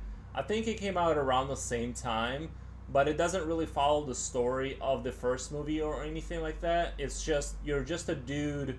I'm trying to remember what the point of it was. I don't want to spoil it. It's not like I myself didn't pay attention, but basically you're upgrading your car until you make your opus magnum, like you're a car that can challenge like the final guy, and it has a similar thing with like the giant truck. Oh, and you got to defeat the guy on it that kills you in the beginning of the game, or not kills you, but like destroys your life or whatever. So you got to like go find him again, and you do, and the game is like weirdly good. Yeah, I actually went back and I beat Mad Max twice, which is very rare for a story-driven single-player game. Like that's how much I liked it. And I'm not even like a car guy, and I hate the desert, and I don't like button smashing fighting games. But somehow this game put all of those together, and it was like perfect. It was like the perfect game. And yeah, I don't know. That was a really good one. You know what game I would like to see if I had the money and the sort of, if I had a studio, if I had a choice of what game I could make, is I would make Twisted Metal Black again, or just Twisted Metal, but it wouldn't be car combat, although car combat would be a part of it. It would be that universe with those crazy like demonic cars, and you could like basically pick any body out of like like in GTA, you can steal any car, and you'd be able to slowly convert any of it into basically, right, that would be the frame that you build your crazy car on, and you can basically get it to be like a super powerful, like you can level any car to and modify to a super crazy powerful level type of thing. And yeah, it would be like the other game, like the Mad Max, where you go and like actually do things, and there would still be car combat, but it would be like it wouldn't just be an arena fighter with cars. It would be like an expensive campaign where the cars are modifiable, and you can basically go in any direction you want with that. So something like that. That would be like bringing back Twisted Metal like that would be like really really interesting to me. Cause like I think any game that comes out and it's like a only multiplayer arena shooter, it's basically dead. You might just stop making it. It's not gonna it's gonna die. Be back shortly. I gotta get more exercise and nice. I can't remember the last time I did start doing push-ups, and I did 2 days of. I did 40 push-ups one day, and then I said to myself, I will only work out if I feel like doing it. And on the third day, I didn't feel like doing it, so I stopped. So I kind of like, I'm kind of going with the plan that I planned. Is like I said, like as soon as I feel like not doing it, I won't do it, and I stop. So I'm technically following my plan, if that makes sense. I'm following through with what I promised myself. I'm not forcing myself to work out. But yeah, 40 push-ups, that was a good little,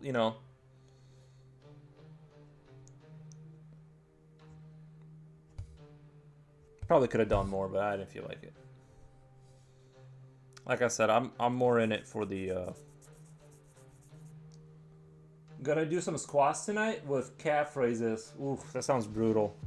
I can't even imagine doing I literally just sit here and play video games and draw. If I did a hard leg workout, I'd be out of commission for maybe a good week and a half. I would just be in pain constantly. So yeah, I'm not doing squats. Walking my dog is maximum exercise, maximum.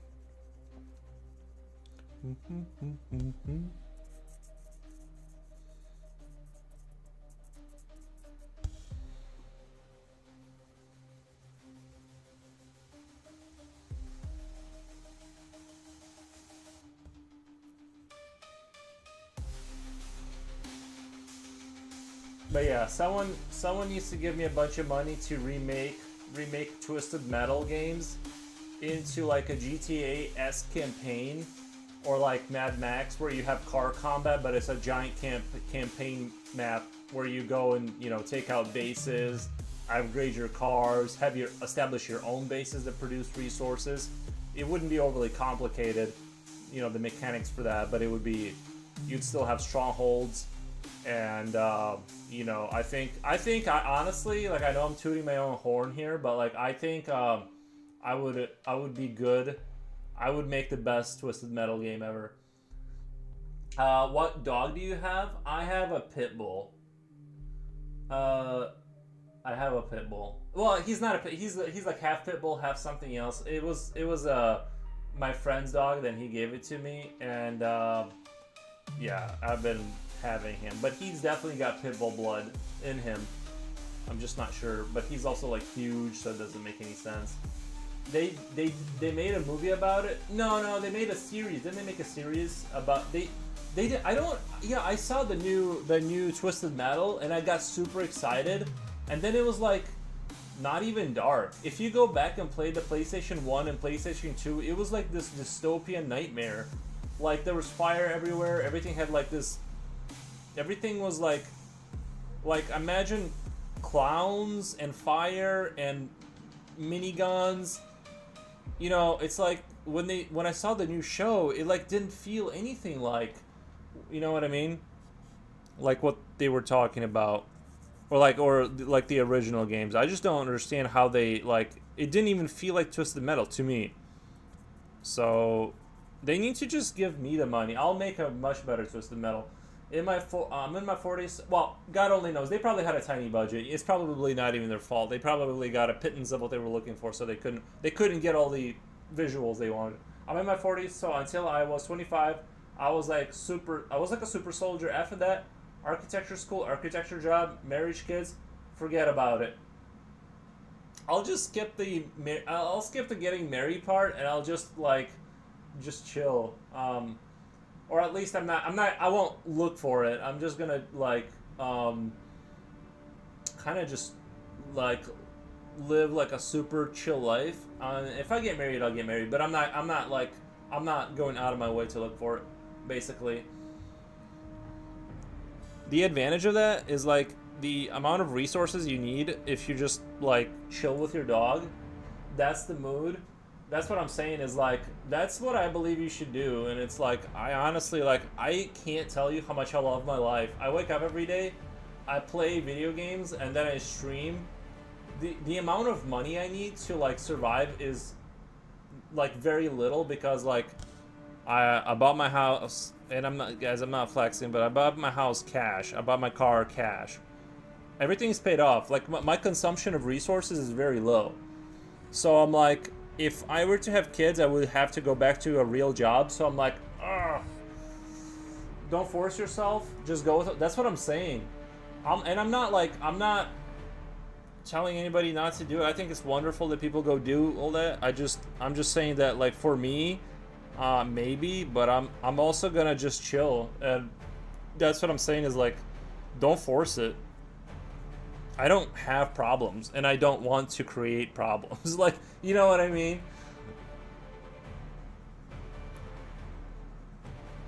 Like, I'm more in the mood. I'm more in the mood, like, I'm one of those, like, I see it like this, like, I need a woman that's gonna support my rap career. You know what I mean? Like, I need some, like, I need a woman that understands me and wants to support my streaming career with my, like, look, I got 12 viewers. I'm, you know what I mean? I'm jealous you're doing good, stress-free, lol. That's what I'm saying. I've always, like, I never once bought anything with payments, ever. I don't believe in it. I drove a $500 car for like 7 years straight before I bought a better car, and it was great. Like, you can, like, honestly, a lot of things don't cost as much. If you're willing to drive a rusty bucket, you know what I mean?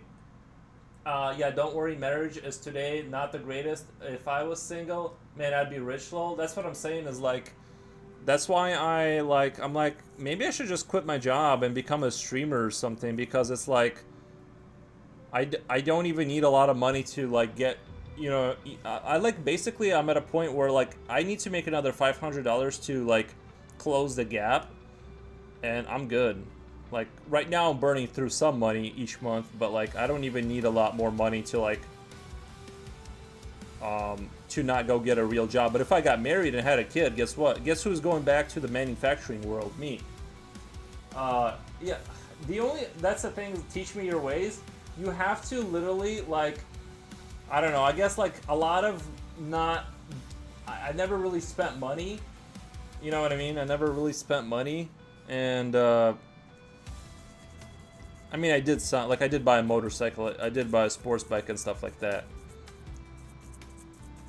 I don't know, I think I'm just naturally lame and I stay inside the house. I didn't go to concerts, so I just, like, saved up money. Like, I just had a regular job, and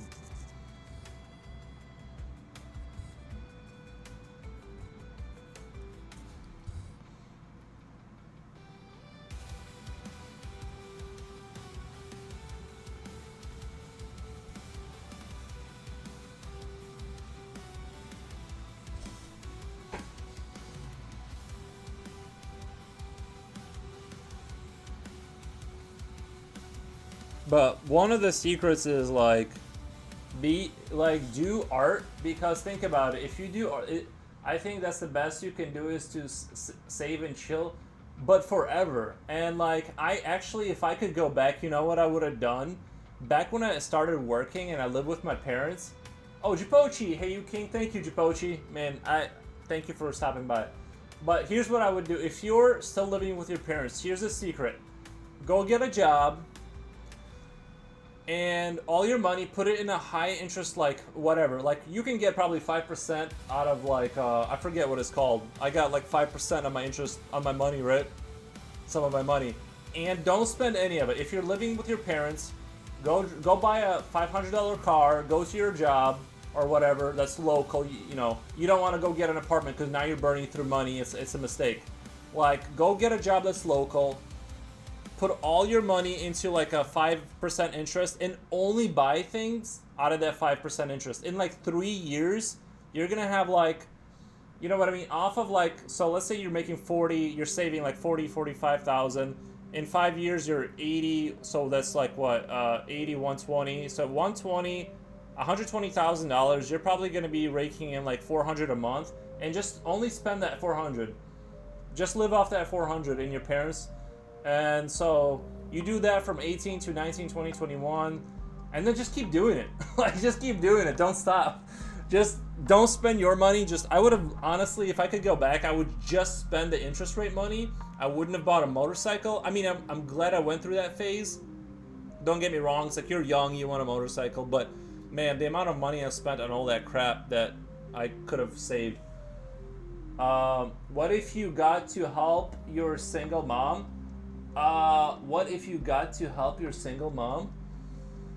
But my mom isn't single. She's still married.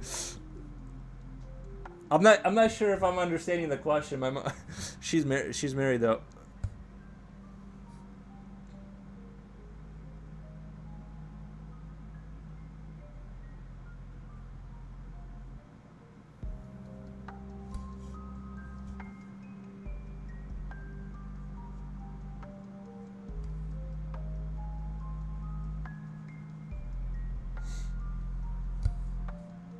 Sorry, yeah, if you could re-elaborate, I'm not sure I fully understood. Speaking of kids, got to run to pick up my high schooler from his swim practice. Nice. Yeah, I'm terrified of swimming, by the way. I don't like swimming. I figure I can never die from water if I never get in it. So you're not gonna catch me in the water. You know, one time I died in the pool almost because I got in the pool to swim and my leg cramped up and I'm already not a strong swimmer. So I barely got to the edge of the pool, and the other time I almost died in a pool of water was I got in a hot tub and we all sat there, and guess what? I didn't realize that like you can pass out from that water being too hot, and I tried getting out and like the cold air hit me and I don't know what happened. I almost like passed out and I thought I was gonna die. Like everything like went dark in my eyes for a minute. And I'm like, this is crazy. I didn't know that could happen to you in hot water. I'm referring to myself, sorry, living with a single mom and all. I would say, obviously, there's a lot of nuances to every situation, but yeah, like help her out or whatever. But you know what I mean. Still, like even if you throw money for rent or whatever, like I don't know, like a couple bills at her every month, you're still like, if you move out, you're gonna be. Look, in some situations you got to move out. I get it. It's different for everybody. But if you throw a couple bills at her to help her out, that's super cool. You can always do like a day of overtime or whatever. But broadly speaking, I would still like, you just, especially now, dude, like you can't move out, and like it's like the economy and everything. It's unless you, I don't know how people like can afford to like move out. You know what I mean? Like I did it because I bought a house that had issues and I fixed the foundation, like not myself, but like, yeah, different for everybody. I would definitely say you have to save your money. Like you have to be hyper frugal, and like I'm telling you, eat eggs. Like eggs are cheap. Give your mom, I don't know, like a little bit of money to help out, and then save all your money and like just like live off the interest rate, and just like learn to only live off the very little bit of interest rate you're making each month, and you're gonna watch that money. Even if you work at a gas station, you're gonna be stacking money like crazy. You just need to not, you need to cut away from spending money. You don't need to make a crazy amount of money to stack money. You just need to not be in a situation where you're, because a lot of people will get a better job, but then you got to get a new car because you're traveling like an hour and a half to your job, and then maybe you're like, well, there's an apartment out there and I really like this company, so now you're getting an apartment, you're spending like $1,800 on that, plus the car note, plus the insurance. Now, even though you have like this better job, you're getting destroyed by all the other stuff. So you might as well like stay where you are and find like a local job you can bicycle to and save all that money. Start streaming as a side hustle or something, you know what I mean? Save no matter what. Got it, lol. So basically, don't buy anything that is not.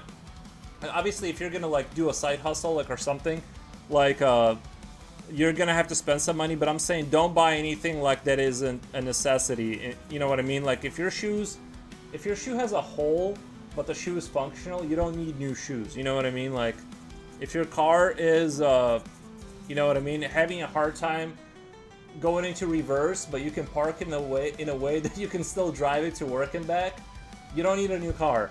My transmission was going out on my Grand Prix. Guess what? One day I parked it for a while, and then like I don't know, it just like the problem like went away after I let the car sit for like a couple of weeks, and then I drove it for another year.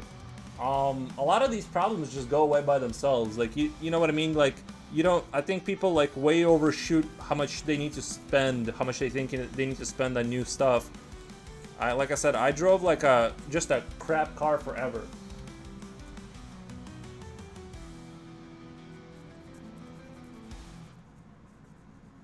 and don't get into a relationship.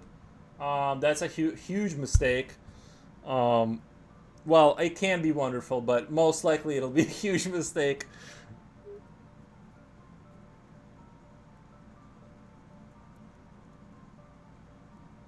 And I guess my strategy works for me because I love being alone. I couldn't, like, sometimes, like, when I game with my friends and I hear their kids, like, screaming in the background, I don't know how they do it. I don't know how they do it. How can they handle, like, the constant screaming? Lol, when I was in the Navy, I was living in a submarine. Perfect. That's what maybe, and I'm not suggesting anybody do the military because there's a lot of things attached to that. But if you are inclined towards the military, dude, like, I don't know how that goes, but I'm pretty sure if you live in the barracks and you're chill, just living, and not, you just don't leave the base or however that works. Like, I know people who are frugal in the military, they save a ton and ton and ton of cash. But again, that's a certain psychological type of person that can, like, go do that kind of thing. That's definitely not for everybody. So,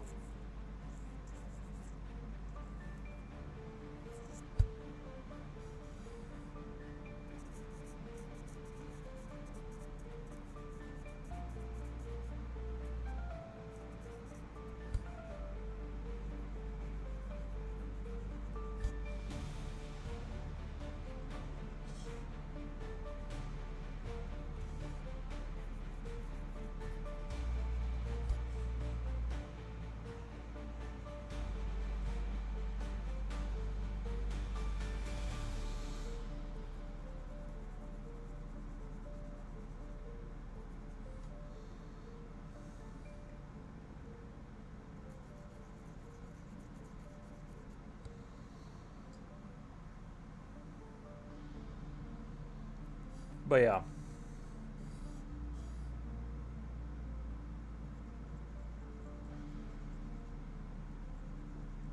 Saving money and all that, and you can still be a gamer and stuff. You know what I mean? If you're a PC gamer, a lot of this stuff is free now. If you draw and play video games, you're gonna basically, you can have a regular job and be a gamer and an artist, and you're pretty much, by the time you're in your 40s, even if you don't do anything extraordinary, you just save your money and just, like, kind of just live really frugally, you're basically going to be, I mean, I don't want to make claims, but, like, you know what I mean? Like, you can retire without really struggling, in your early 40s or whatever. And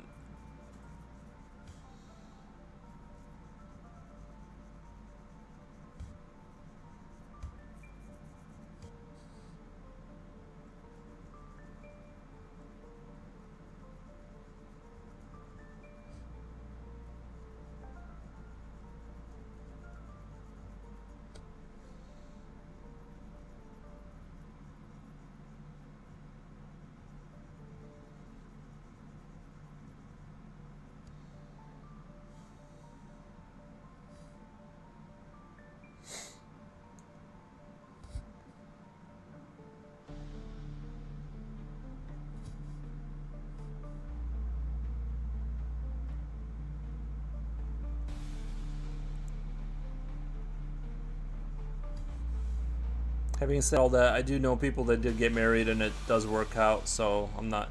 If you feel strongly you want to go in that direction, definitely. I'm not stopping anybody. I'm just saying that, like, if you're like an introvert, consider just being alone. It's awesome. I love it.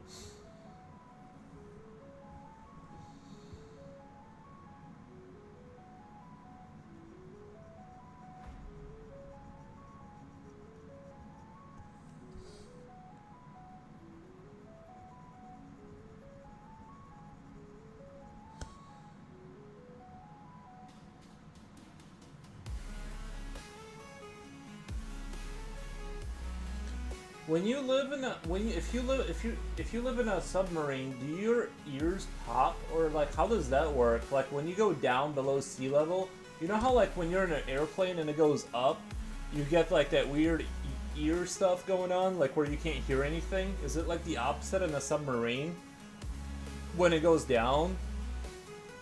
Cause that sounds like an awful experience. I don't know if I could do it.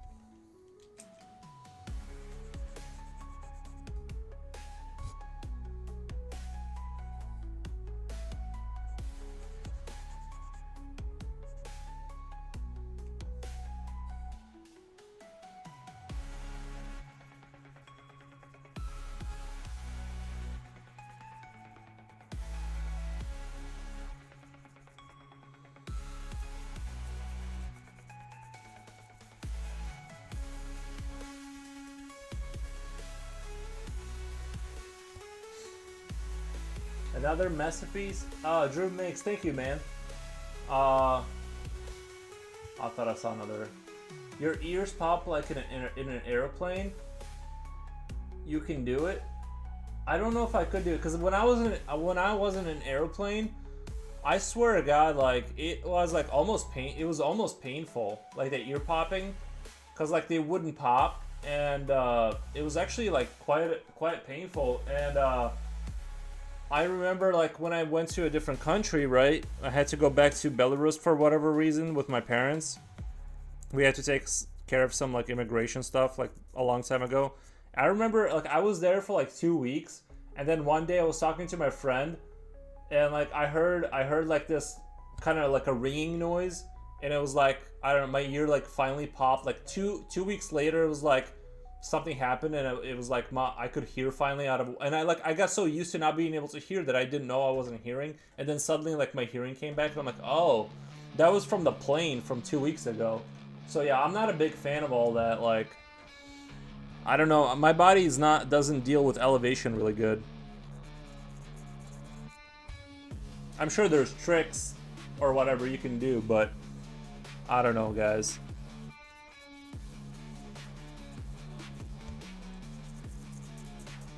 But regardless of all that, I don't know about submarines. I don't know if that's. I'm not a big water guy.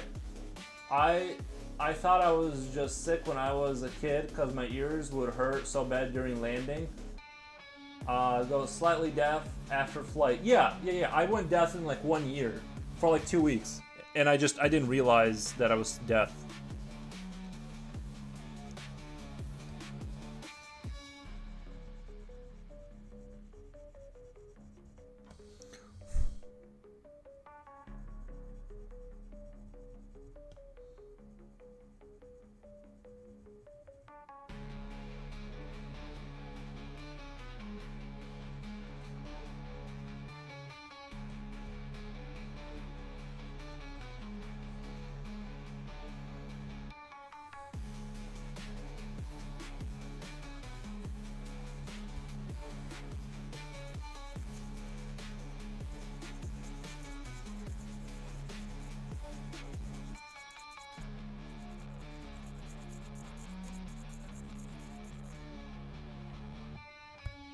How long does it take you to finish drawing, by the way? It depends. Some of them, like the landscape one, I don't know how long you've been on my channel, but like sometimes it takes like 10 hours, sometimes like 20. Depends. Just depends on how it goes. But like, or like the level of complexity. Like for some reason, like this one right here, this one that I like to show people, this one like didn't even take that long. It like came together so fast. I don't know. This one like came together really fast, and I love it. It like, but I wouldn't go there cause I hate the sea. I only like to look at it. Yeah, I'm not getting inside of the sea for sure. You're never gonna catch me getting close to jellyfish and sharks. But this one took forever. I'm new. I started watching your stream today. Oh, nice. Yeah, these are my gnomes, and like. This one took forever, it seemed like. I think I did like 4 streams before I finished this one. And there is a lot going on. But it just depends. But usually, like, I think I've been like around, like this one's going to take forever because I'm going really slow. and it's gonna be, I want it to look nice, but you know, so this one's gonna be probably around maybe even more than 20 hours, but usually I think I'd say my typical is between 14 to 20 hours is kind of like where I like to stay, because I do like to move on to new ideas pretty quickly. I don't like to get too stuck on one piece for like a really long time. I get too antsy. I want to move on, but that's just my style.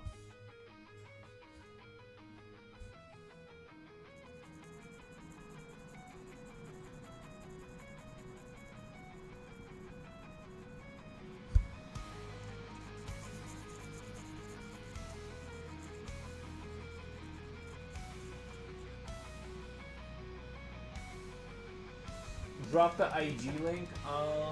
Yeah, let's do the IG link. Sorry, I didn't even think about that. If you guys want, you don't have to, but if you want, since you're new, IG is where you can like see all my finished work. A lot of people prefer to follow me there. They like to follow me on IG. You don't have to though.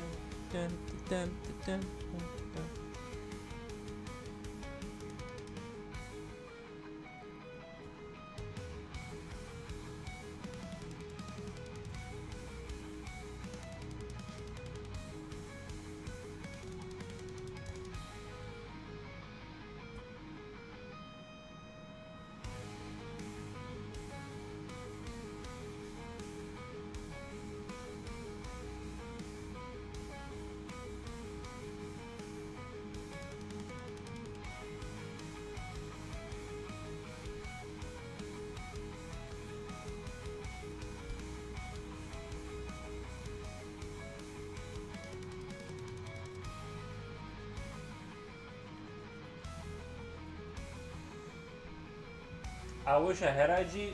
Why don't you have IG? Why you don't have Instagram? Why don't you have Instagram? Is it Instagram free? I don't get it.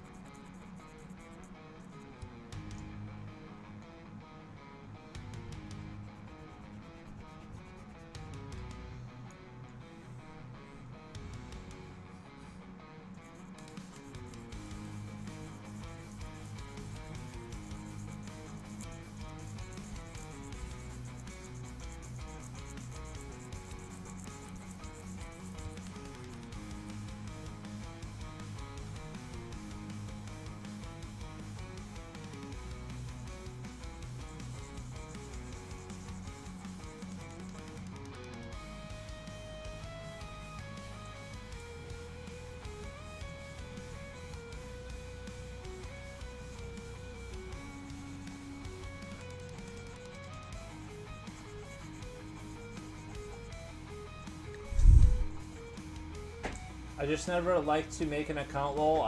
I stopped using socials. Gotcha.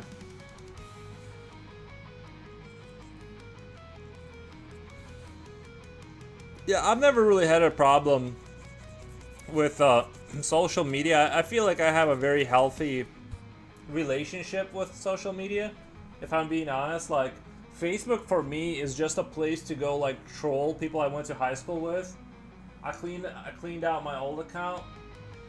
I only went to Insta to check out all art related. Yeah, like I only like honestly like I just look at memes my friends send me and like I'll check out art. And then Facebook is like I'll just post like once in a I'll make 3 normal posts on Facebook and then 1 unhinged one, just to like see how people who like I went to high school with will like react. Because like it's just sort of fun for me to do that. So it's, to me, I don't know. I've always had like a lot of fun with social media. I never like took it super seriously.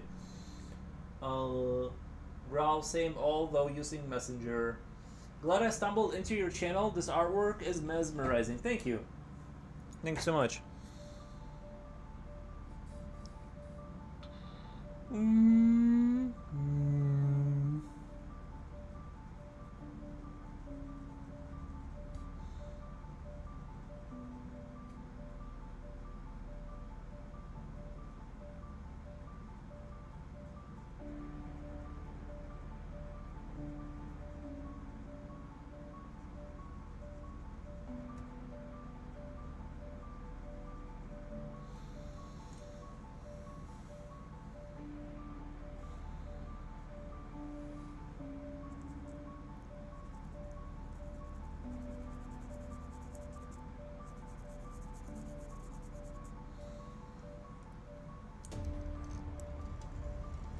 kind of want to start working this corner here with the fog.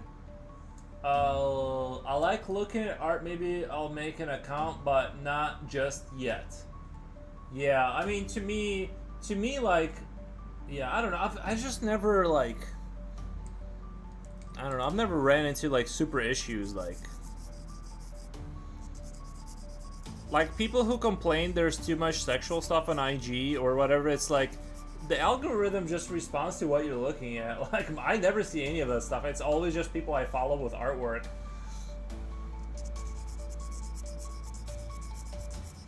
I have had like some pretty dark memes show up on my some of what my friends send me was kind of crazy, but so my algorithm is a little bit messed up. Like, I'll see some pretty crazy memes once in a while, but that's about it.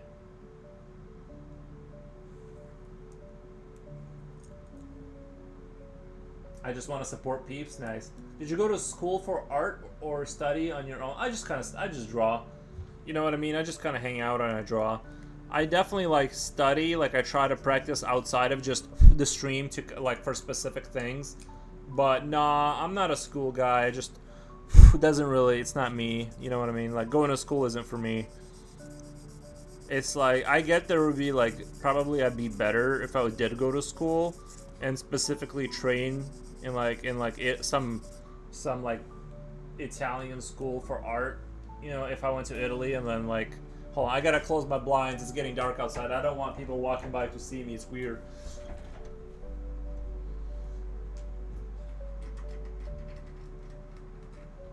I'm gonna go grab a water and I'll be right back. I might as well just go grab a water while I'm up and standing.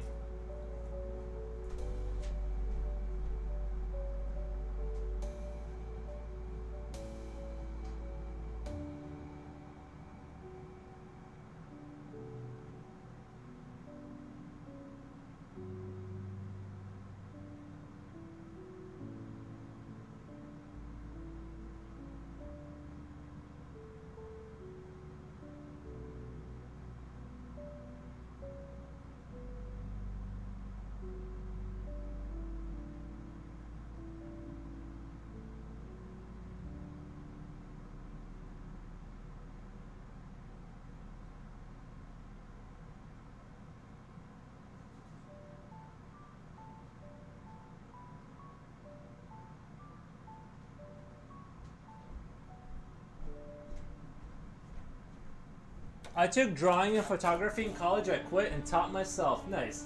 Yeah, I don't know. I feel like they can probably accelerate like the learning and stuff, but I'm just, it's not that I don't think I would have benefited from it. I just know that, like, you know what I mean? I'm not the person that does good in school. So I don't think you need to go to school. Your artwork is amazing. Like, what?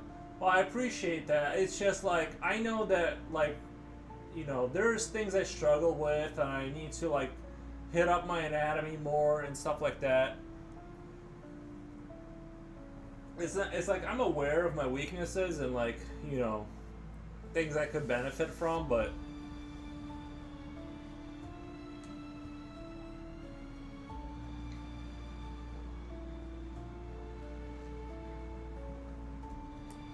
no need for school and be taught to think within the box.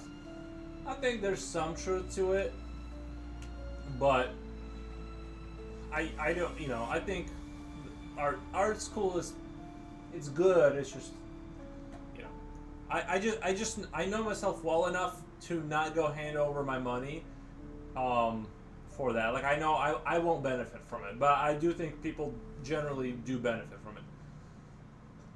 It's good to learn new stuff. I get it. There's YouTube University. That's what I'm saying. YouTube's got you.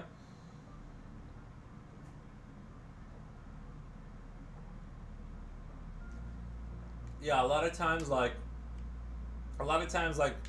doctors won't know stuff and they'll Google stuff. It's like I can not know stuff and use Google. Why are you a doctor? You know what I mean? Like, at a certain point, if you're using Google and don't know stuff, do I really need you to not know stuff for me? It's like, come on, guys.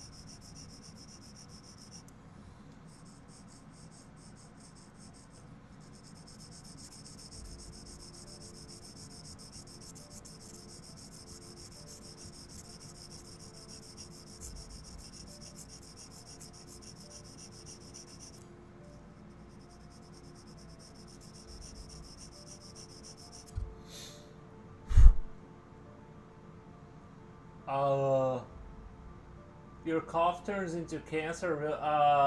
Wait. I missed something important. Hold on. I won't Google sickness though. Your cough turns into cancer real quick. That's so true. I just ignore cancer, dude. Like I'm like I don't know what you do about that. It gets you paranoid. Like he means like when you start looking stuff up on Google, it always is like, oh, you have a cough. Well, maybe you're depressed and have cancer. Like go take this pill. Hi Yuri, I'm back. Nice. Thank you for being here. Your favorite submarine artist, married guy. Yeah, I'm telling you, I couldn't do the submarine life. It's too much. It's too much. That seems crazy. Like, I feel like I would psych myself out on the fact that you're underwater and you're, you know what I mean? You're kind of like in a, like if you're smart enough to be allowed into a submarine, you're kind of like, you know, frontline national defense. And then you have to think about, like, every once in a while, I would remember that I'm really deep underwater, and that like if something goes wrong, I'm gonna die. Like the pressure of the water, that when you're so right when you get so low in the water, if something goes wrong, you just instantly get like you die because of the pressure, right? You never know until you get check low. Yeah, I don't know, man. That's not for me. I don't deal with the water. I let other people deal with the water.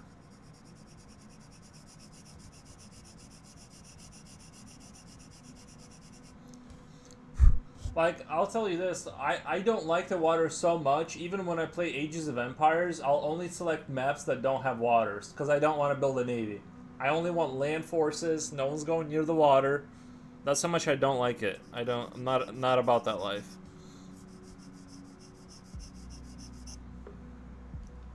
I'm never gonna be convinced to go in it, so it's I need to find my brushy brush that's like bigger.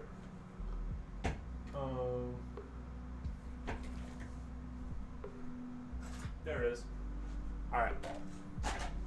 But tell me more. I need to know. I remember in boot camp. Question mark. During swim test? Question mark. I said I'm going to submarines, and the test guy said, "Oh, you don't need to swim. If a torpedo hits you, you're dead." That's sort of what I thought.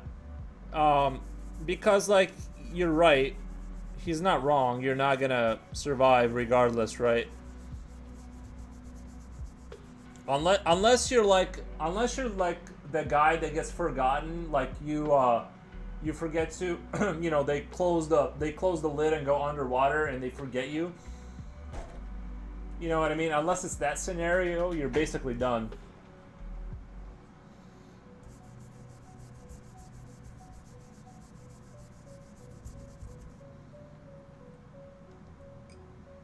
I think this fog is starting to work out in my favor here.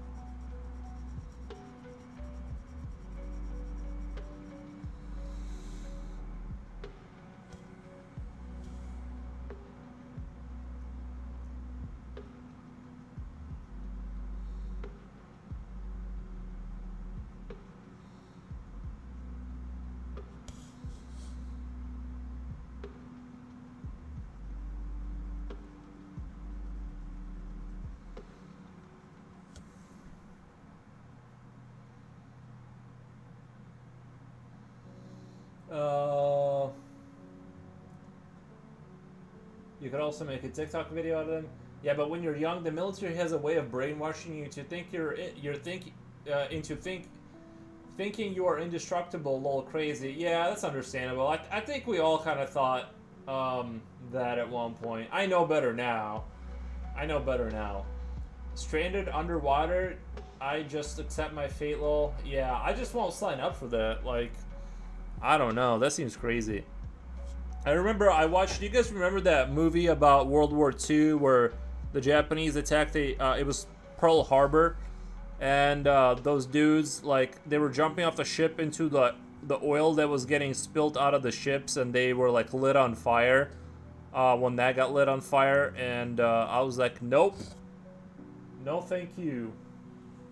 I don't. I decided right there and then I'm never joining the Navy.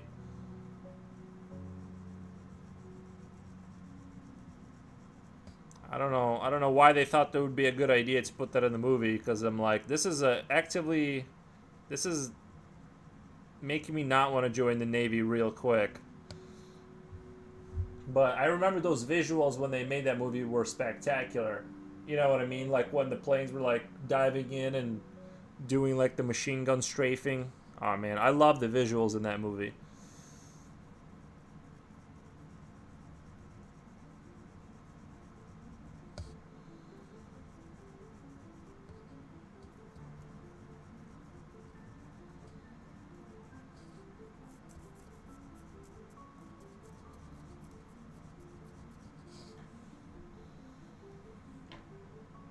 I feel like I've watched it. Pearl Harbor, you had to have watched it, right? That was like a really big blockbuster movie back in the day.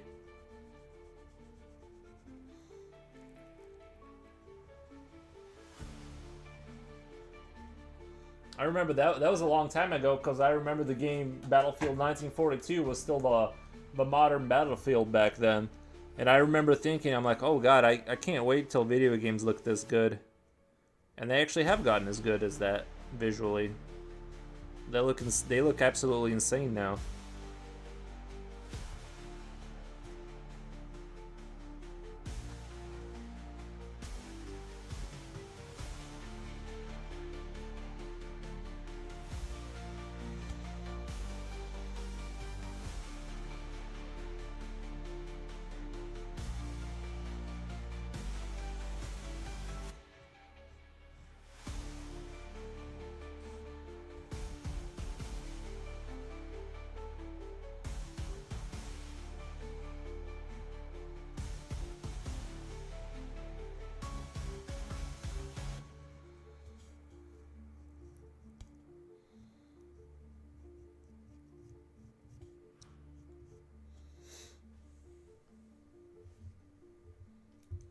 I want to know what pencil you use. I don't know if you answer that.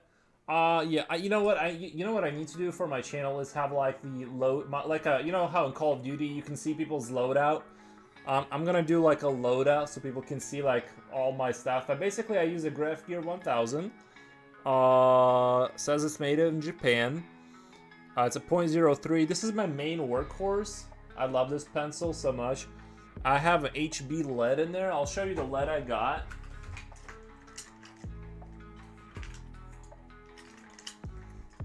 Ugh. Sorry. This is the lead I got in this pencil. You can copy that. Where can I buy it? I'm pretty sure Amazon will have it. Just type in Graph Gear 1000 into Google. It'll take you to wherever you can buy it at. Too many commercials on Twitch. Had to switch to YouTube. Understandable, man. I don't blame you. Just keep the tab open, so I'm just kidding. But yeah, this is what I use, and then I have for my .05 pencil, I have 4B, like a darker lead in there for like when I get in there and I want to do like the darker shading, like in like the darker spots when I'm finishing the piece. I got like darker lead in here, which is a 4B. So between these two pencils, I can complete most work. Then I got my white charcoal for highlighting stuff. This I normally don't use. I just use it now because I had a big area to kind of smooth out. You can buy any mechanical pencils. Like realistically, you can get away with like just any cheap mechanical pencil, and you can do damage with that thing. You don't really need to, buy the Graph Gear 70,000 or whatever. You can do a lot with just simple stuff, but yeah, that's what I use.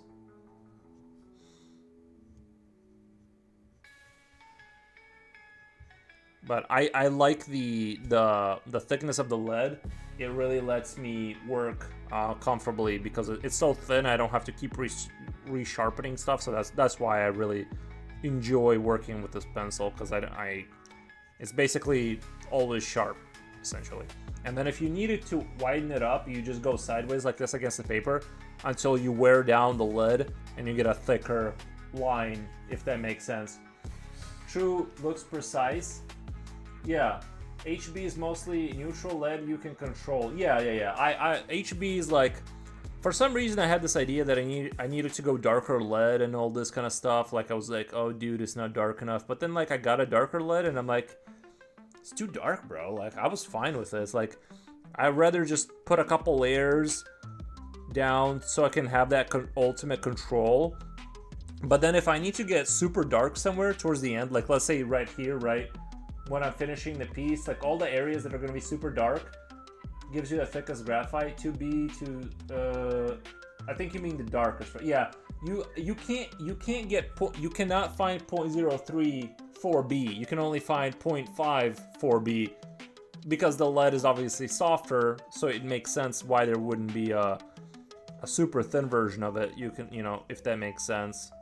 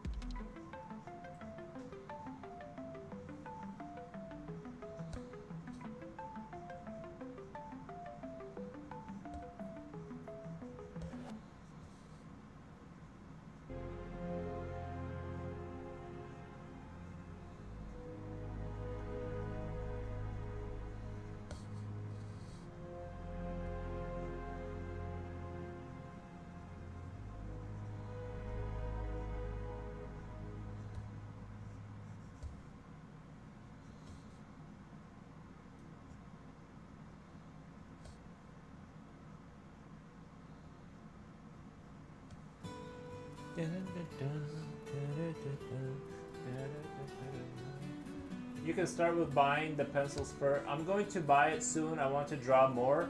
Nice. That's a good instinct to have.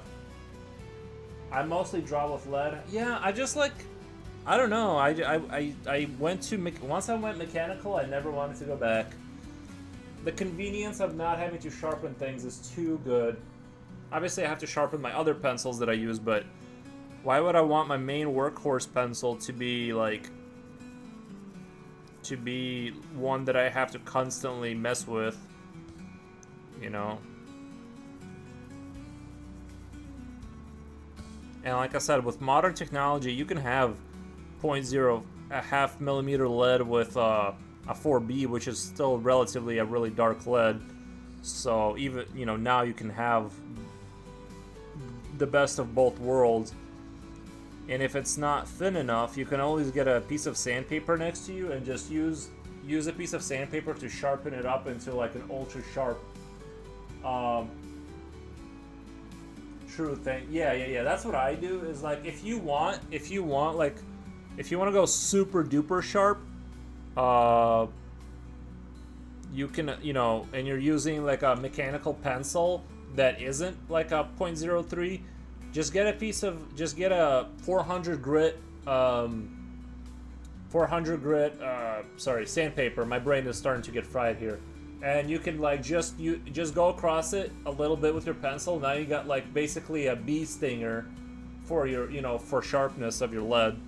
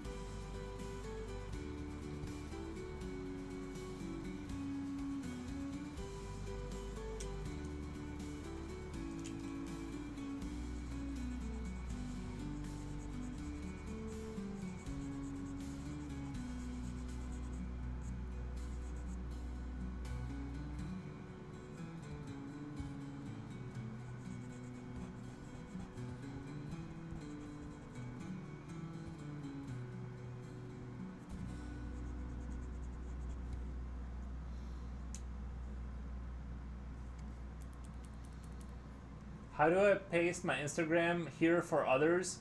You just take the link. If you're on your computer, you just take the link. Like, you go to your profile, you copy that.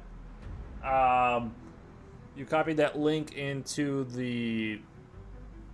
You know what I mean? Like, you go to your like your profile, and that link when you're at your profile page is the one you want to paste in here.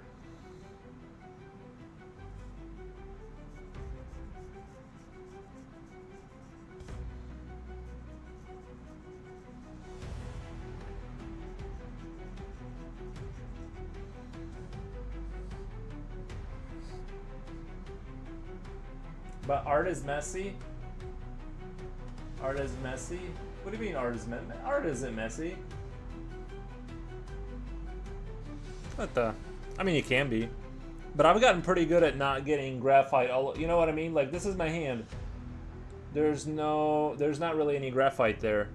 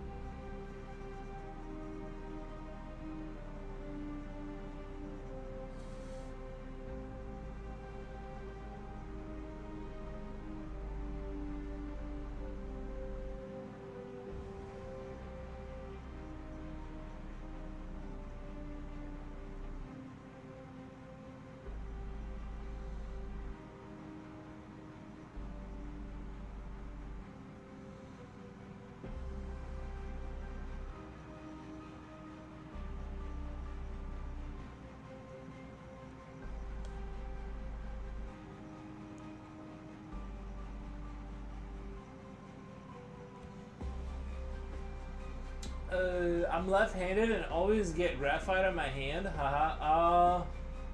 Japoshi. Alright. Jericho is following me. Thank you. I'm left-handed. Not even with a piece of paper covering it. Then it gets in my shirt. I've never had so much of an issue. Oh, Eddie Sedgwick. Thank you for stopping by. I'm just drawing some super cool Lovecraftian horror over here. That's sort of my story today.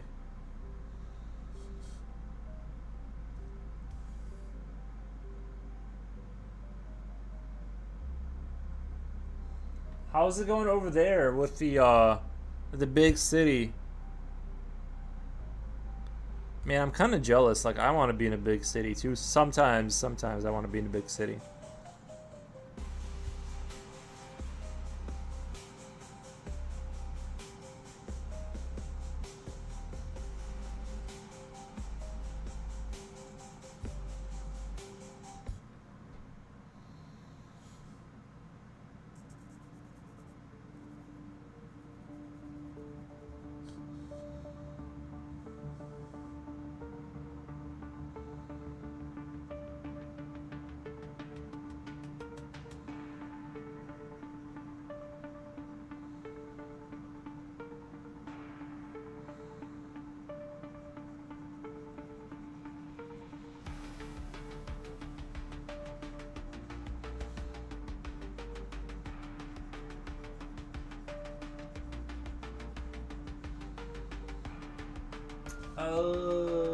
Okay, I didn't see an answer.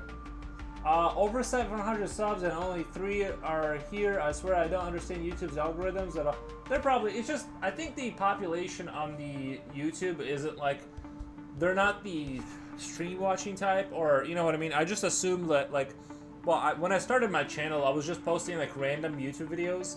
So I don't think I didn't build up the right kind of audience. It's just like random people that subscribed over like the last 7 years for whatever reason. So it's like I don't really have the, you know what I mean? They're not looking for that for live streaming.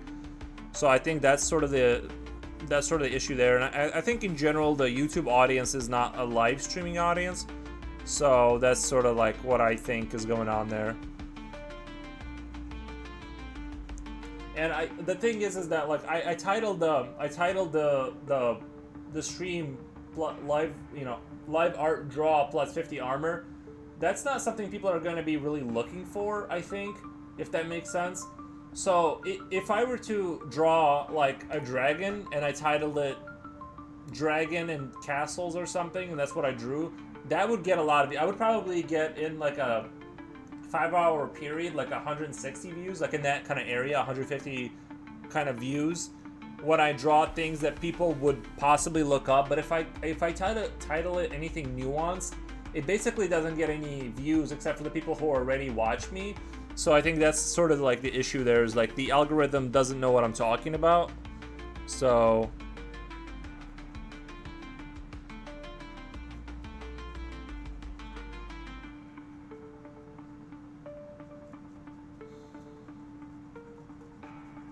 I think it's a couple of layers of mystery of why YouTube isn't growing for me.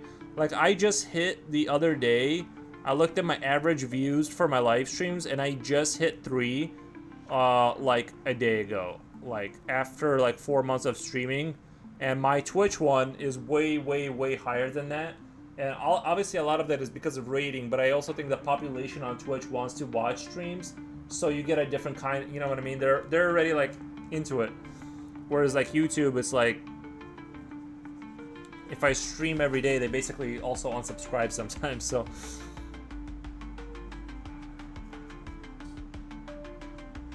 I don't know. I think eventually I'm gonna keep grinding YouTube. For the few people that do show up on YouTube and they prefer that platform, I'm still gonna be on there. But I'm not overly hopeful for its future for me. I mean, I guess like anything can happen. You know what I mean? I'm surprised it still thinks you're a ban evader. But I'm glad that you, I don't know.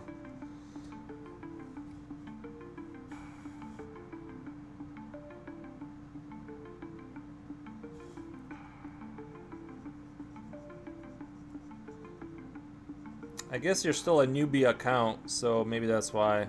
I just thought by now it would think, you know.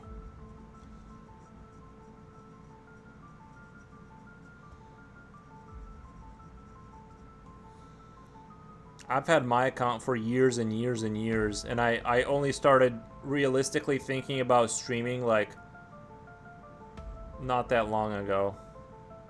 Well, 4 months ago, the idea came to me. And I'm like, I love drawing. Why don't I have people watching me? You know what I mean? Your paintings are lovely and personal. Nice. Yeah, I still need to go over there. I need to like have a dab at his work. I saw it from far away, but it was like late and I was tired. So I'll need to go over there and smash the heart button for you. Check out your work.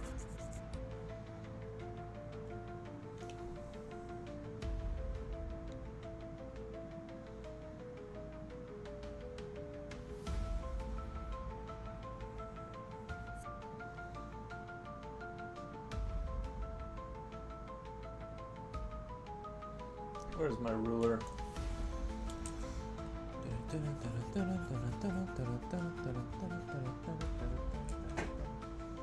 Yeah, I'll do that for you. I'll do that.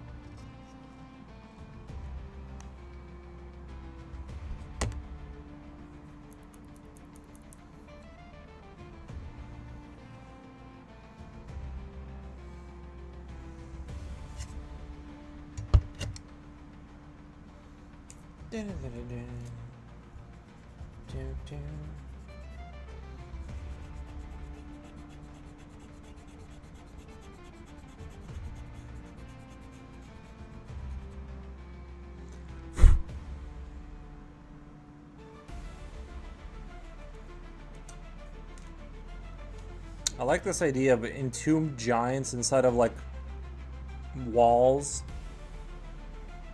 Right? Who doesn't think that's sexy? The last painting I did was of Willie Nelson.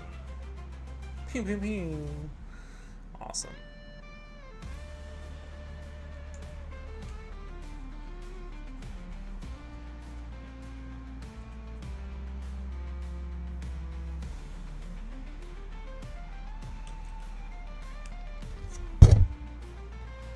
Sorry, I didn't mean to hit the mic. I'm just trying to figure out my proportions here so things don't go out of control. Gotta go, guys. Have a great evening. Bye-bye. Thank you for stopping by, Eddie. Thank you. We appreciate your company. Although it was short, we still appreciate.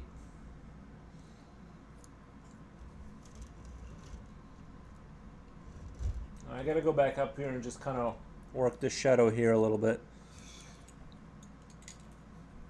I'm gonna do a little bit of...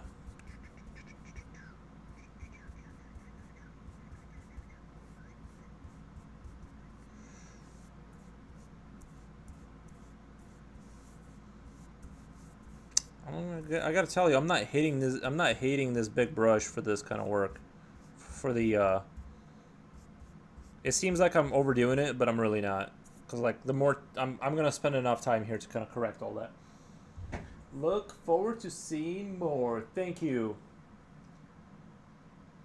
Oh, Jipochi. You're talking about Jipochi. I put on hold of a cat painting.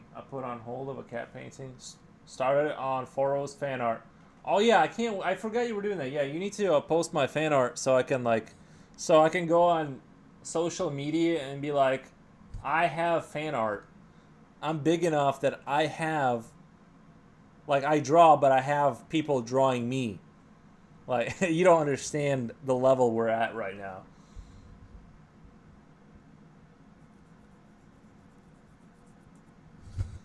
I never thought I would get to my streaming career would get to a point where I would have the stream would have its own fan art.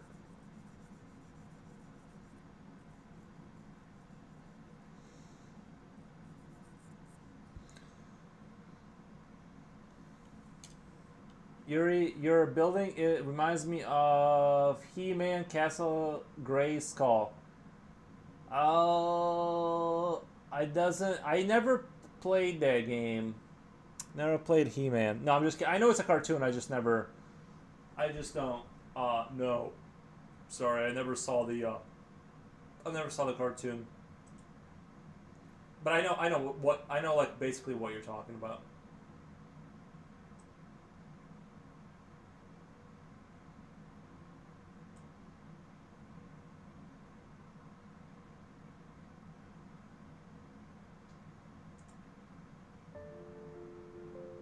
Which is a compliment. Nice. That's good. I'll take compliments all day. I will never get tired of compliments.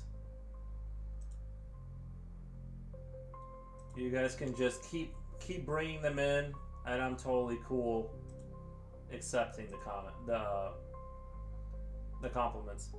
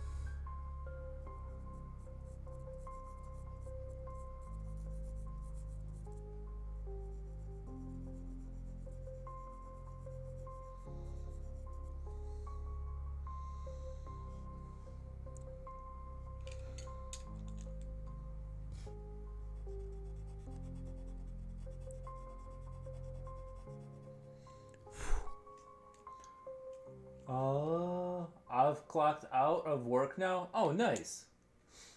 I love clocking out of work. I mean, I haven't had a job for a little bit, but that was my own choice. Hell yeah. Get home safely if you, unless you work from home. What the? That's the best job. That's what I'm trying to do.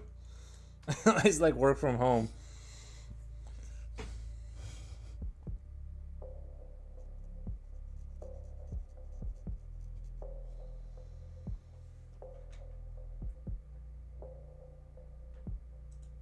It's -10 outside. What the? That's just too cold.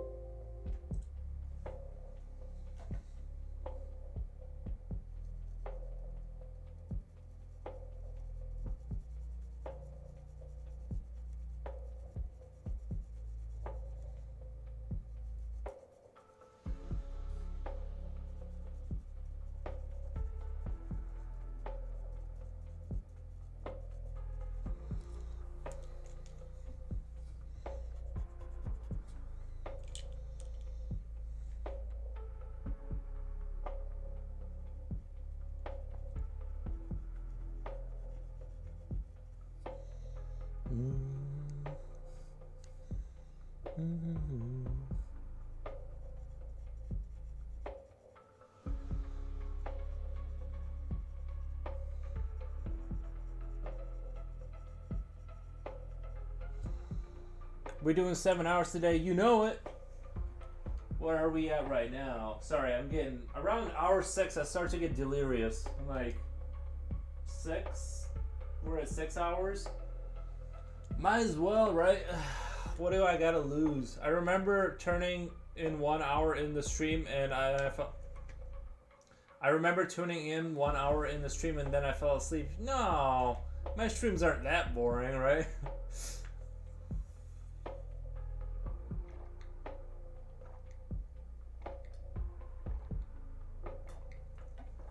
Falling asleep is totally fine, as long as you keep the tab open. You gotta keep lurking. Other than that, it's totally cool.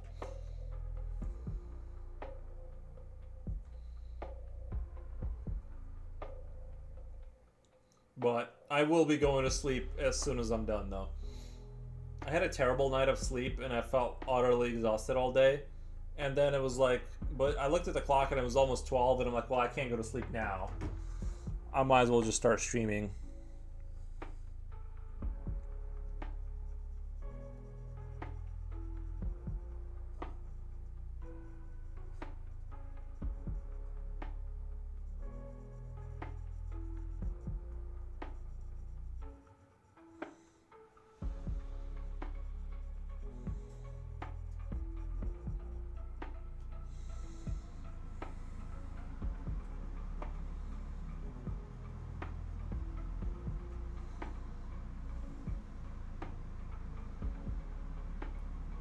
This dude is forcing us into lurk. You don't have to. I would just really appreciate it if you get so bored that you have to fall asleep, just keep the tab open. What time is it over there? I'm at it is 5 something. I'm gonna keep my time discreet, that way it's harder to pin me down. Because if I give the exact, I thought about this the other day. It's like if I give my exact time, somebody's gonna use the lunar patterns to figure out exactly where I live, or at least very close. Because you can tell, because based on where you are, your time, they can. But we're at 5 o'clock. It's 7 a.m. for me. I'm guessing it's 5:35 for Foros. It's very close, yeah, but it does. Yeah, we're at 5:30 ish. Anyway, I've already said 1,000 times where I live, or the state at least, Illinois. It's just pitch black already because of the winter, which I'm hoping. Which I do love the winter because I haven't had to mow my lawn. I don't go outside. I just love it. I just love not having to deal with outside.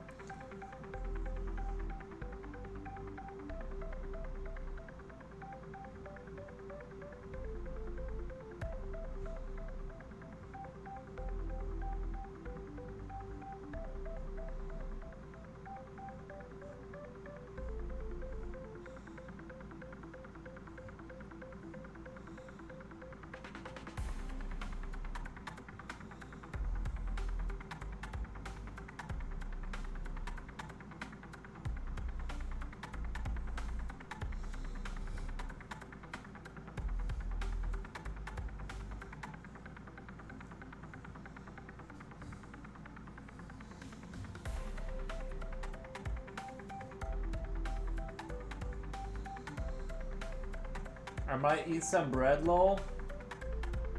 Haven't had breakfast. We're heading out to a tourist spot today. Bread is good. I don't eat carbs anymore. Like I said, I just pretty much eat eggs and like beef and stuff. I've cut out carbs, but like I get it. Like I don't blame you for eating that stuff. It's delicious. I used to love like Jimmy John's is like really good in my opinion. I can eat Jimmy John's every day, but right now I don't.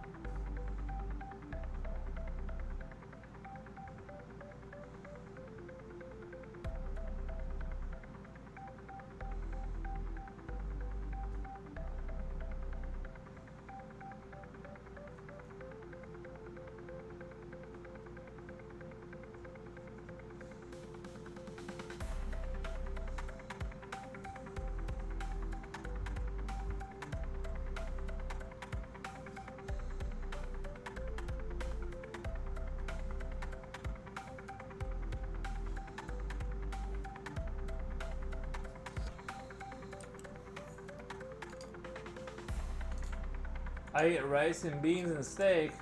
Why cut off carbs? Carbs are bad. I'm pretty sure like because it just turns into sugar. Bread is. I do love bread. Why did you wait for today? Why did you eat? Oh, what did you eat for today? Why cut off carbs? Because carbs it just turns into sugar in your body, like beer and stuff like that. Like bread, rice. There's like no real like reason. I don't know. I feel like my brain is a lot sharper when I don't eat any carbs. Like I want 0 carbs. The only thing that's hard is like the amount I have to eat to sustain weight without eating like carbs. And like without like when I cut out beer and stuff, it's like insanely hard to maintain weight because you can maintain weight just with the beer basically. But I think my mind works a lot better. I can think more clearly. No brain fog. So I cut out carbs basically. But again, I'm in my 30s, so you'll have all the fun stuff come to you later. I didn't know that. Yeah, well, everyone's different, but as you age, you're gonna start getting brain fog, and things are gonna start hurting, and you're gonna start removing things from your diet to experiment. And for me, having 0 carbs works for me. So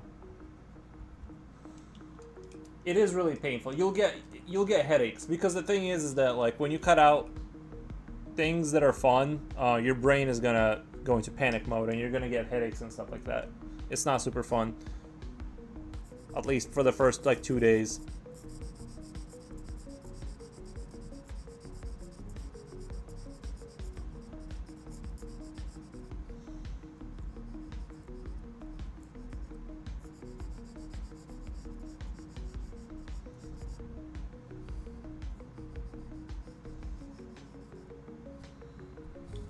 Veggie and meat. Yeah, I don't even really eat vegetables. I just eat the meat. Like I just straight up I just eat meat. I don't know. I didn't know that. So what do you eat? Veggie? No. Yeah, just the meat. I don't. I cut off coffee for a week, and oh man, yeah. So agitated. Same here. Yeah, coffee. Cutting out coffee. It's a rough one. That's a rough one, man. That's a to-do. You're gonna feel like crap. Especially if you've been drinking it and like that's like your crutch, which it was my crutch for realsies. It wasn't like super. I just realized I don't. This thing doesn't have any cheekbone. How do I miss that? But yeah, it's rough.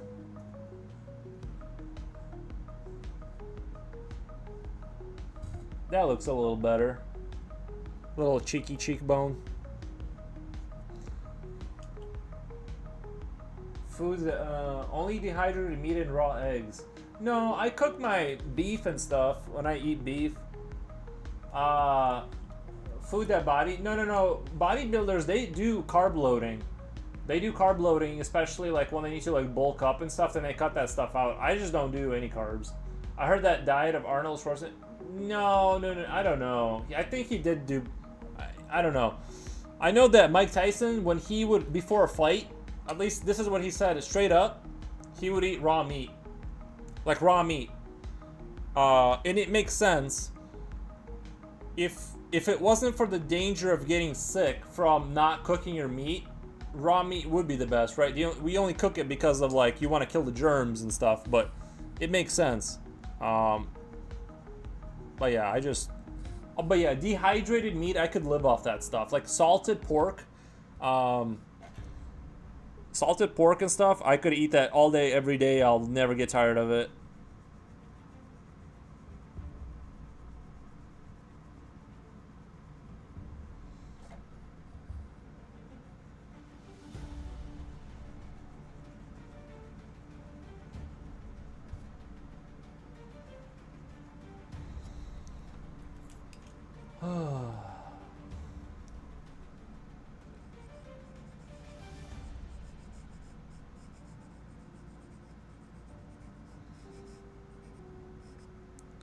The thing is that I figure, you know, if I don't find like the best diet for me, then there's no point in like training a lot in terms of like drawing a lot, because like you gotta have like the most optimized energy and sleep in order to like improve in anything.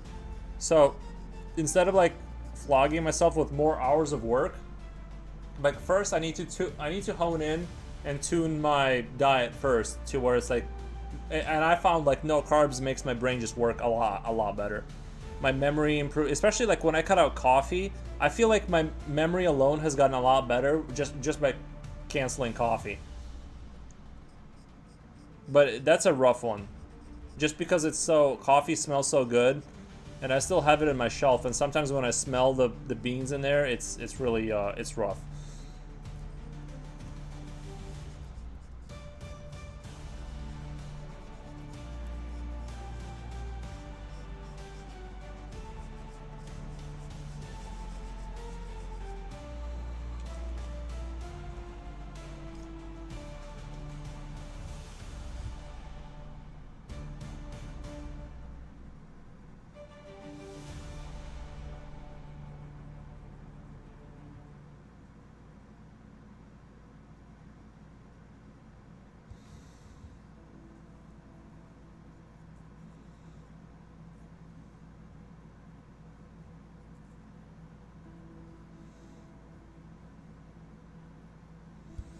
Tobacco was another really hard one to quit. The trick, by the way, if anybody here smokes and you want to quit smoking, here's the best trick I found. Switch to dip. Switch to chewing tobacco, and then, for some reason, for me at least, quitting chewing tobacco was super easy. Except that's a lot worse on your heart, because the amount of nicotine you're getting from chewing tobacco is like way more, so it's gonna be harder on your heart, but it's gonna be easier emotionally, because you can like stop smoking when you're dipping, right? You just become a dipper and then quit dipping, because quitting dipping was like super easy for some reason, and I did it like multiple times. That's why I don't do any more tobacco or any kind of nicotine products, because I've already quit like 4 times, and I just don't know if I can if my heart is gonna like just give out one of these times if I keep doing it. So I'm just done with tobacco.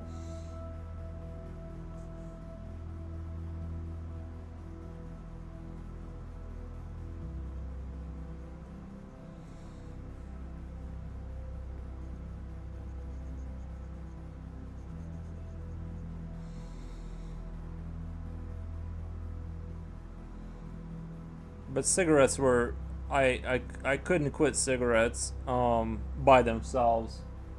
I wish my dad could do the same. He smokes once in a blue moon. Well, but he's chewing. Oh, okay. Yeah, I mean, if you're just having a cigarette once a week, I almost feel like that's neither here nor there. I was probably close to a pack at my highest. But yeah, you know, I kind of always knew I would quit, and then I did.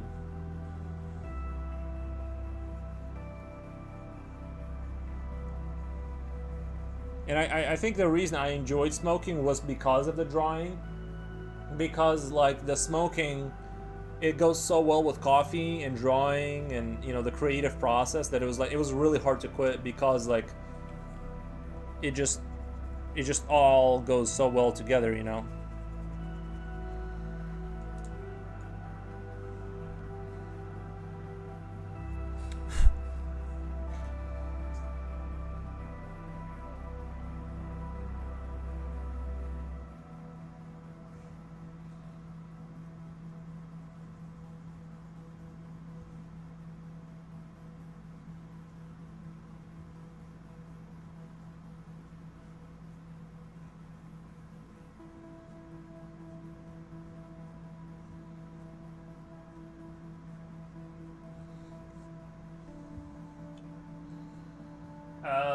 I really tried it, but it wasn't really for me.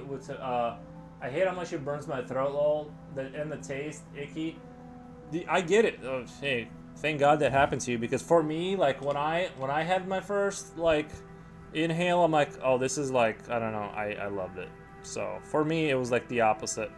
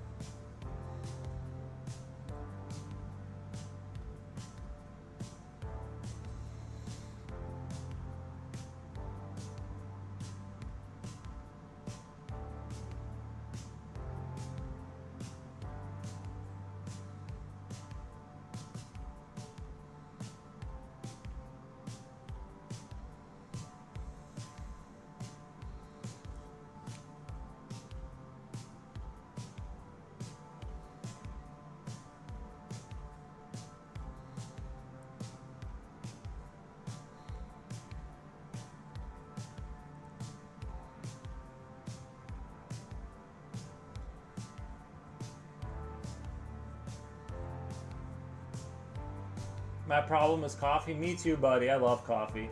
I need to stop because it gets me tired. Yeah, I think when you get to a point where it makes you when you get to a point where coffee makes you tired, it's time to like start weaning off the stuff. That's a bad sign.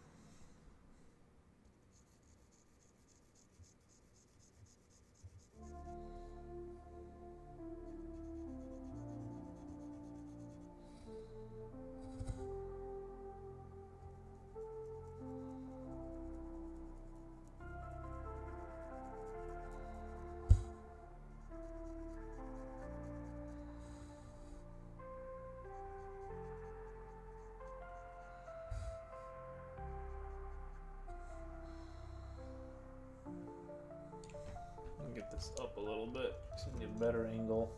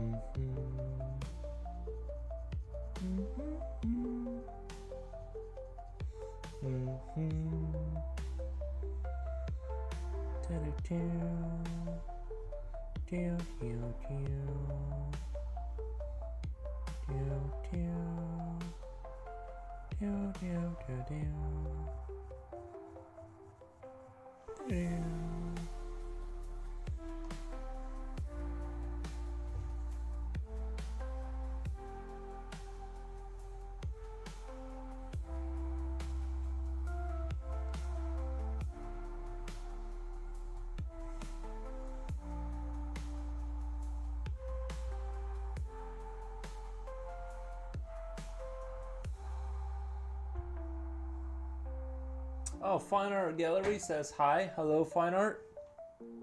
How it going over there?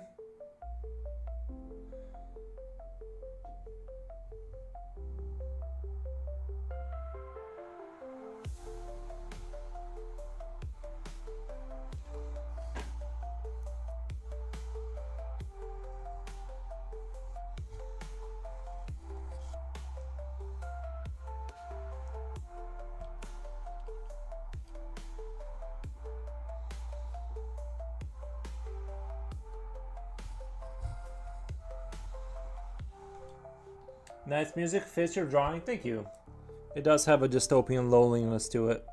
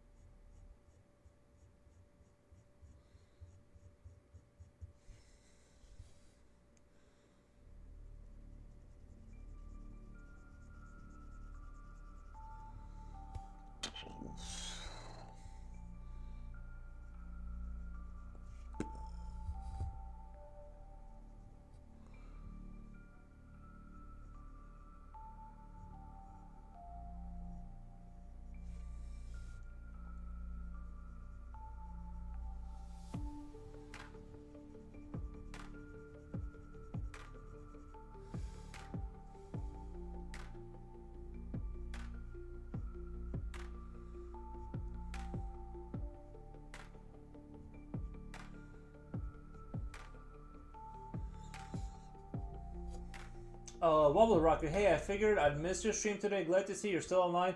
Yeah, I decided like I need to just do a 7 hour. 6 hours is drawing is a lot. No, it's not. You just need to like, I don't know. I just keep doing it. But yeah, 6 hours is a lot. I'm finding working hard. I hate work. That's why I stopped doing it. But yeah, thank you for stopping by, Wobble Rocket. Yeah, I saw the last game you were playing with a motorcycle guy. The guy with a motorcycle helmet. That was pretty dope. I do love retro gaming. But I myself, like, 10 Centi, thank you for the follow. My favorite type of, like, retro games is, like, the oldest I'll go is Quake. Like, I won't go below Quake. This drawing looks cool. I like mix of futuristic and stone elements. Yeah, I was kind of emulating like that. If you play the last Doom game, is the like I wanted that Doom Eternal. It had that Lovecraftian darkness where there was that mix of futuristic stuff mixed in with like the stone, and it's all like very metaphoric. Like the structures don't make sense, but they make sense as like arenas to fight in. So that's kind of like that was my inspiration for this. But yeah, thank you. I do. I like, and I also like. I'm a big fan of having entombed giants inside of walls. I don't know why I've always like leaned into that. I enjoy having like lost souls that have been entombed forever inside of buildings. Something about that just gets me really excited.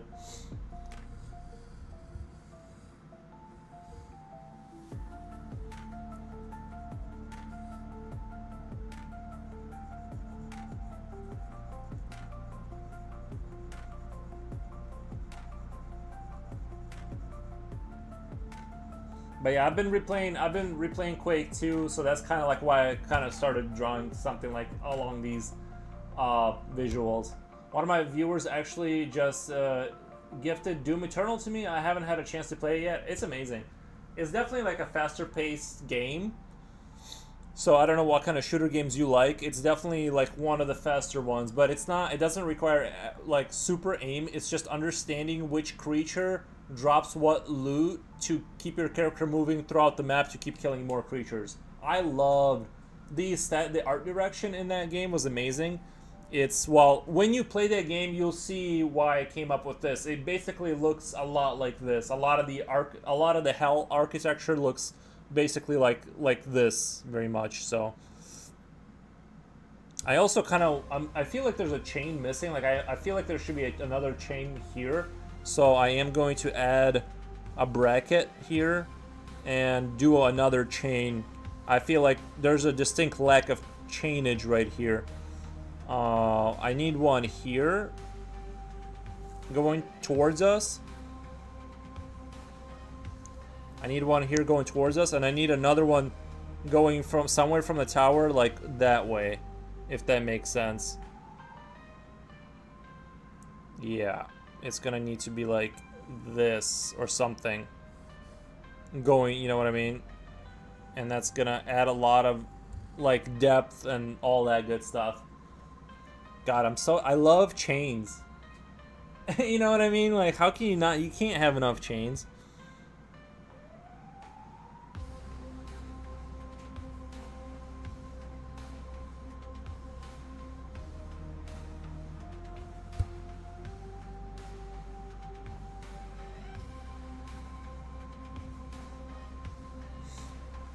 Yeah, we were just talking about how I only eat meat now. And I cut out all carbs from my diet to get my brain to work a little bit better.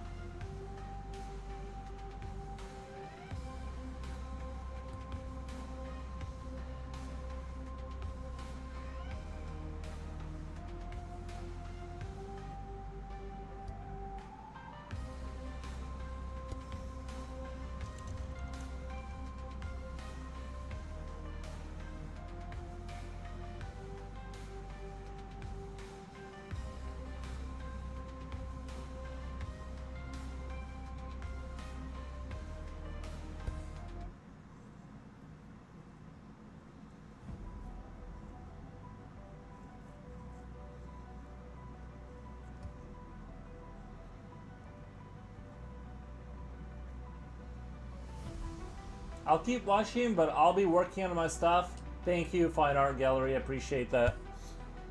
Thank you for the lurk. The lurks are very much appreciated. Yeah, but I honestly, like, I'm falling in love with this piece the more I draw it. I love this this kind of stuff.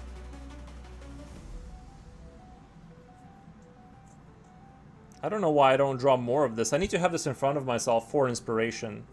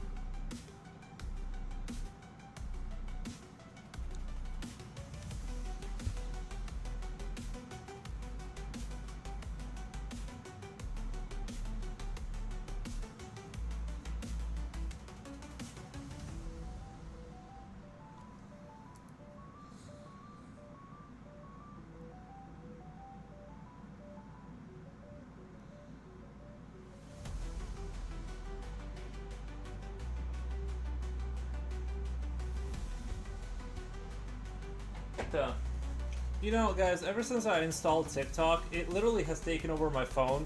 I don't even use it. I only opened the app once, and it just keeps sending me messages like every 30 minutes about how something has happened. And I'm like, bro, I don't even like know. Like, I'm gonna uninstall Twitch, or not Twitch, what's the TikTok? Sorry, did I say Twitch? I meant TikTok. TikTok is like invasive. It won't stop sending me messages for some reason.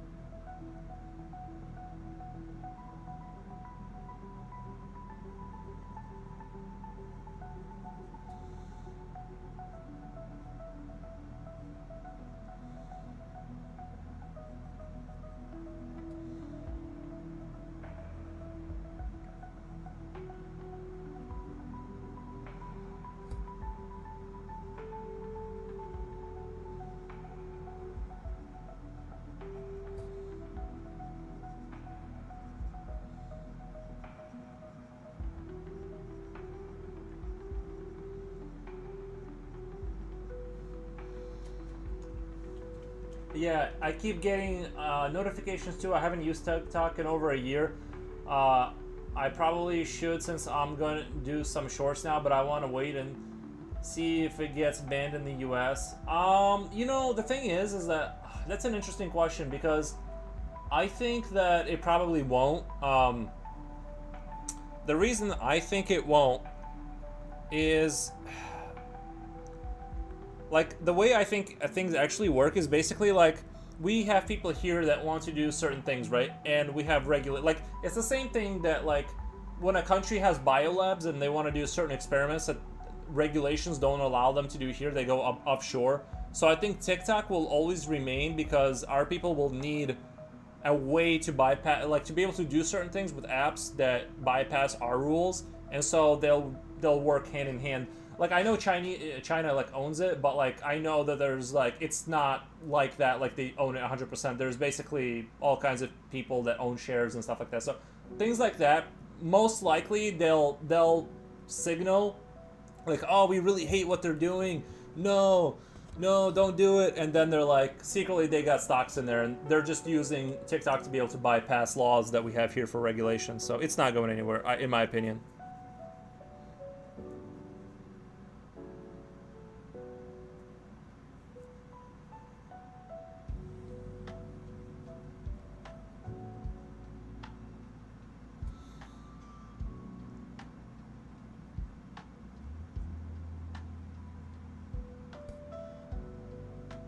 But yeah, I posted a few.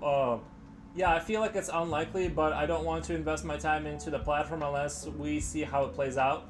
I only uploaded uploaded like a few 1 minute time lapses of my stream. So for me, it was really easy. Mine didn't go anywhere. Like, I got like 0 views. So I'm not really sure like what the trick is to that platform. I think you just gotta grind and communicate with people, just like any other platform. I'm only not doing it because it's like hard to.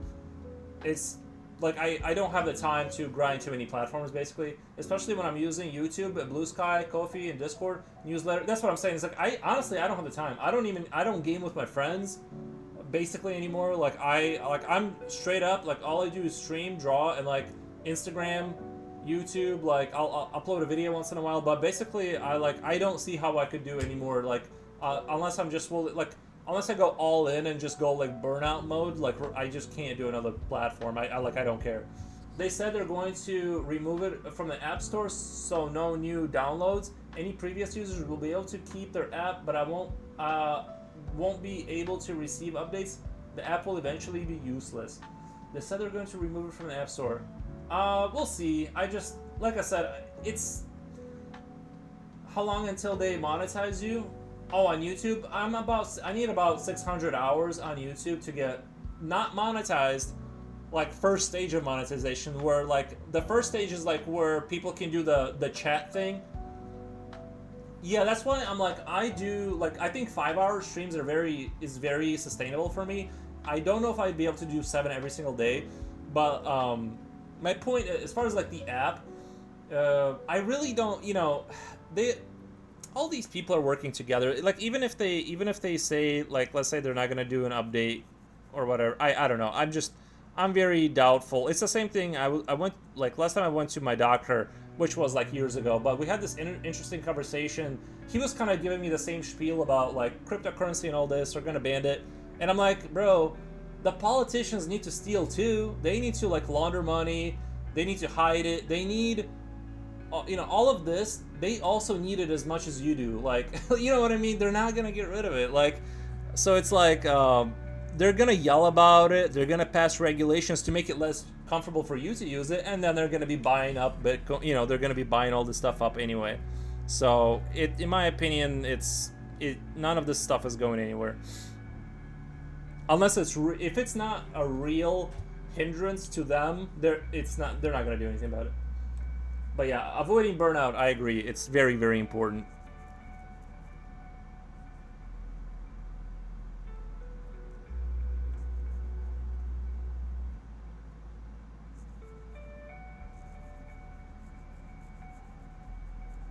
But I could be wrong.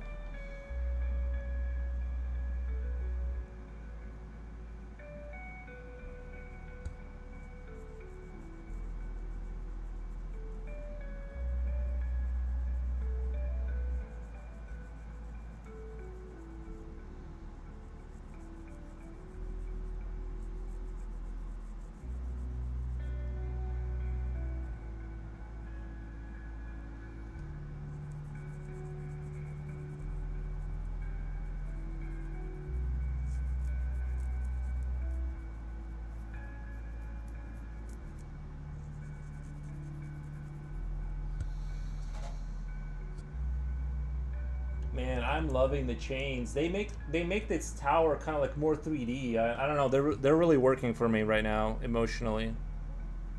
I love it. Hope you don't get burnt out for. I won't. I promise. Sometimes I do get a little bit burnt out, but then I just force myself to do it anyway. I love your vibe and your streams. #1 fan. Thank you, Japochi. I'm still waiting on my fan art. And the reason I'm waiting for it is because it's kind of a hard flex to actually have somebody do fan art of your stream. It's like, I'm definitely gonna like post it on Facebook, and I'm gonna post it on Insta, like, cause it's kind of a hard flex to have somebody paint your dog. You know what I mean? Like,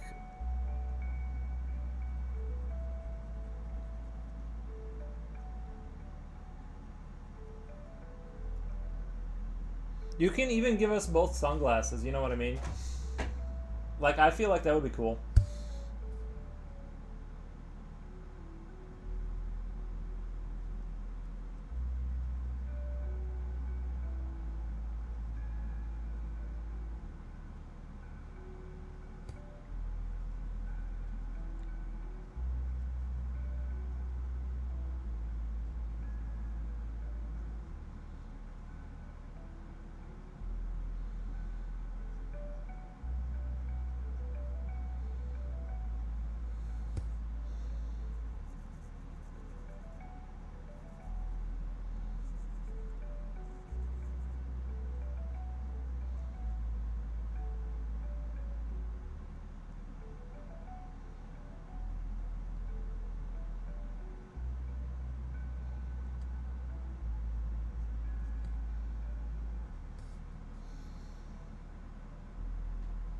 Maybe I'll do one without first, then I'll do one with glasses, sunglasses. I just thought that would be funny.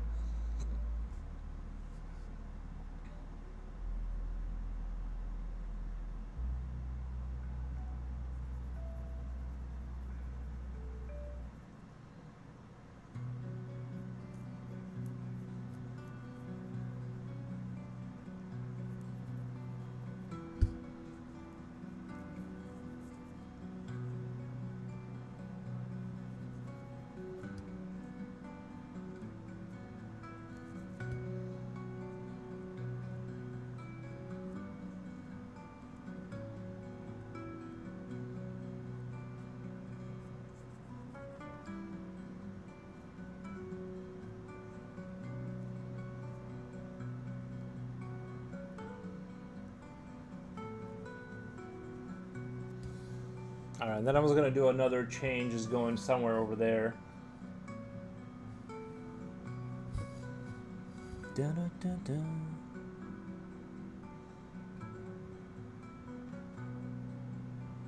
I do think going past 7 hours with drawing is not a good idea for me.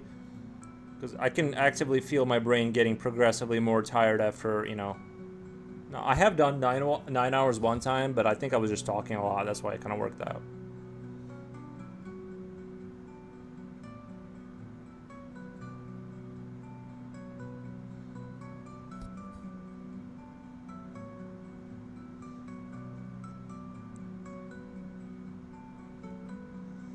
And it kind of shows. The nice thing about having a chain there that's going to be like darker is it shows the atmosphere. That means that building is even further away. You know what I mean? It kind of creates a more of a maybe I should draw it a little bit bigger, a bigger chain, because if that chain is this small, that means that building is even further back and it's huge, right? So I might have to adjust how big that chain is, just because it's going to make that building gigantic relative to the size of this chain. I can go back and fix the fingers and all that good stuff.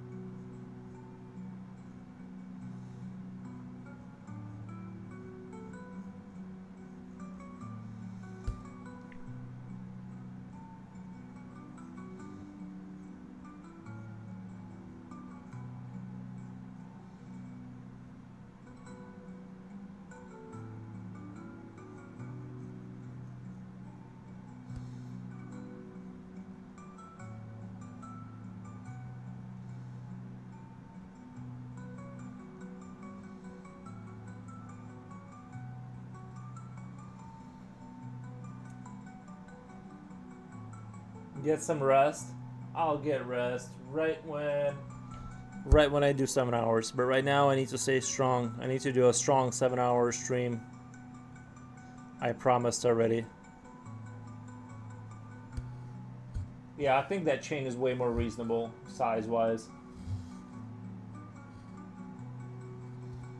And it creates like this epic scale. Like this guy behind there entombed into the wall, he looks way bigger because you kind of get how big this armor set is and how big these chains are size-wise. So if that chain is about the same as this one relative to this armor, that means that building that's further back is now gains this sense of like, you know, it's like huge, basically. Huge.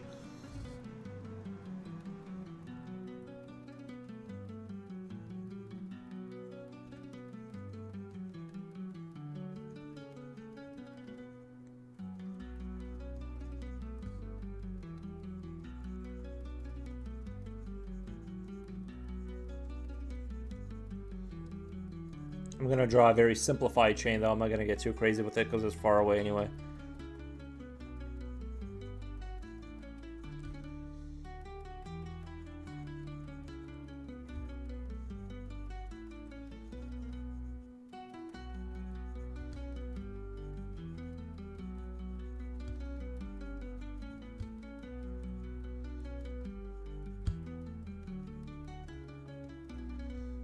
I think that would be fun right there.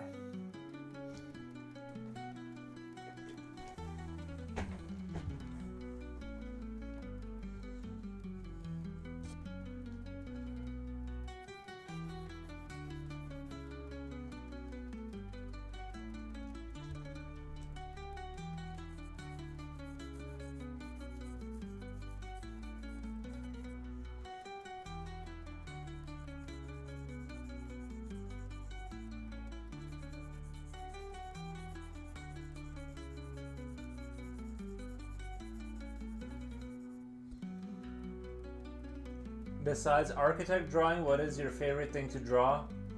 Like creatures. I think in my heart, Yuri, do you sell prints of your work? I did for a while, but nobody bought them. I posted a link I had a link to my Instagram that went to a print on demand site, and I had like, I tested it, like I ordered myself my own print, and it was like, you know, kind of expensive, but they did a good delivery, and like I didn't see any damage. Like the prints were good and high contrast.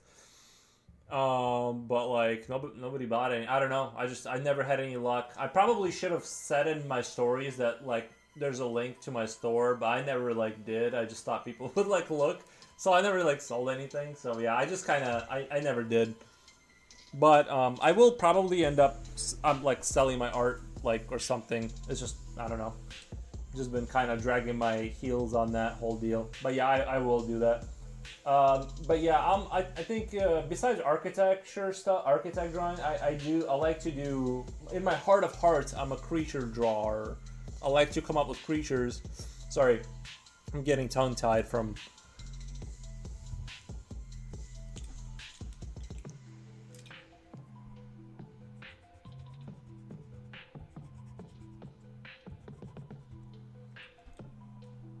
I love creepy drawings. Those are the best personally. Yeah. I like creepy drawing. I like the atmosphere of the creepy kind of.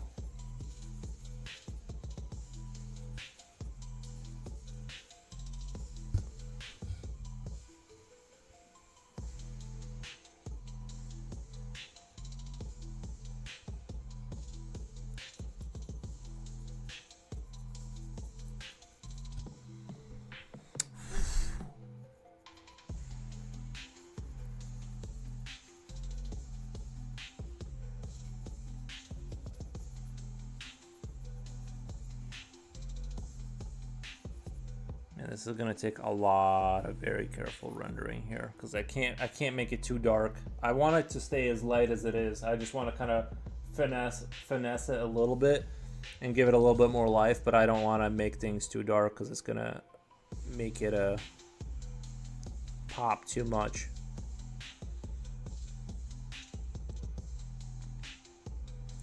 But yeah, I'm in my hearts of hearts. I like to draw creatures. By the way, my Annihilation Bear that you see on Instagram, we currently, there's a 3D artist that's going to be taking that creature and we're going to convert it into 3D. And then we're going to 3D print my buddy. Hopefully he'll agree to it. We'll 3D print it. And then I'm going to paint it on stream. So yeah, hopefully that all gets done. I don't know. But the guy said he wanted to do it, so I'm excited if that goes through. It's a collab. It's a collab. I'll put his name on my stream if he goes through it. I'll advertise his thing if he go. Not like I have a huge audience or whatever, but I'll do my part and advertise to the few people that watch me. You know.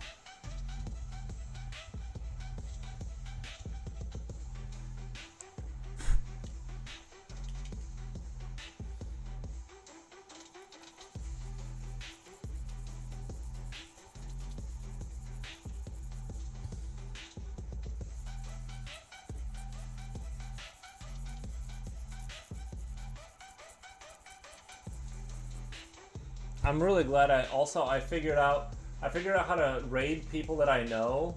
So that's awesome. I'm not gonna be raiding like people I don't know anymore. So that's gonna be really cool. 10 minutes left. I gotta prepare to leave for the trip. I got some hydrates. Enjoy stream. I'll leave you on. I'm just prepping. Gotcha. I appreciate it, Japochi. You're my true hero. The people who leave the tab open after they leave, true heroes.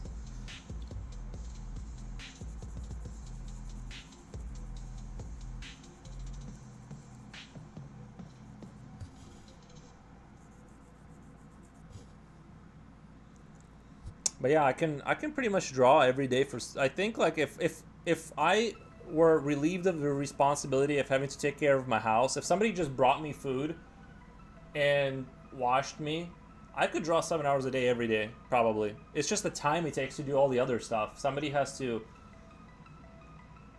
wash me and provide food. You know what I mean?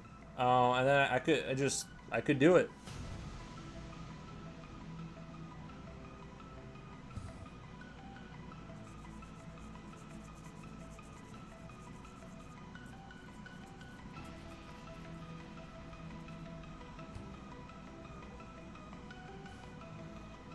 But yeah, I don't know. I like I said, the more I've been streaming, the more I've fallen in love with streaming more. Like I enjoy streaming even more the more I've done it.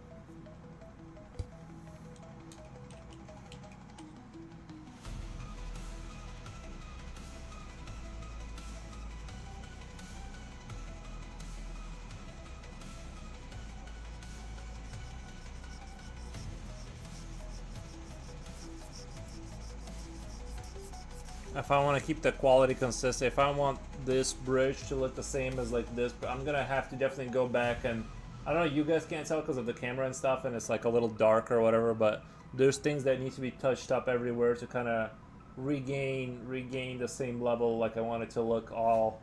You know, obviously the stuff in the background is going to be a little bit more loosey goosey because you can't over detail or saturate because it'll ruin the forefront of the picture. But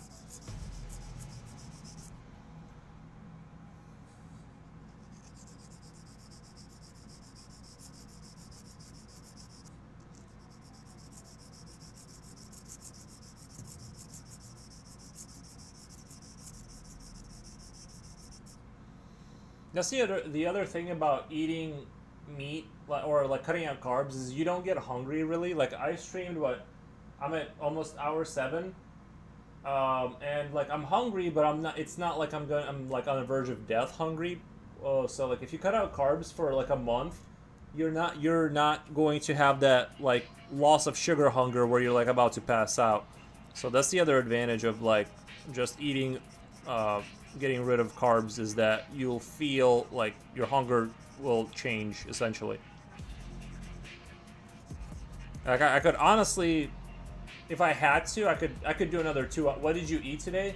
I ate eggs and beef. That's it.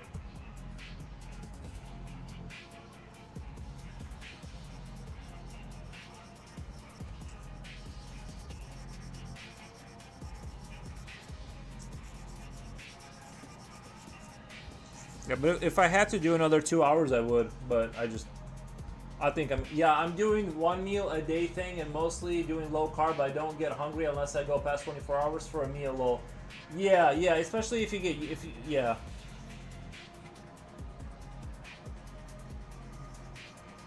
Because I remember when I was younger, I could go like if I got obsessed with a project, I would forget about food, I would forget about everything. I would just be like 100% focused in one direction. And then like I remember being that way all the time, and then it's like slowly went away, and I was like constantly hungry.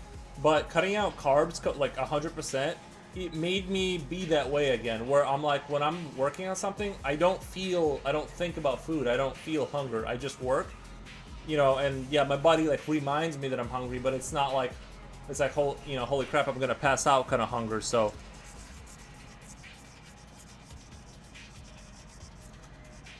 So I'm gonna stick with this kind of primarily meat diet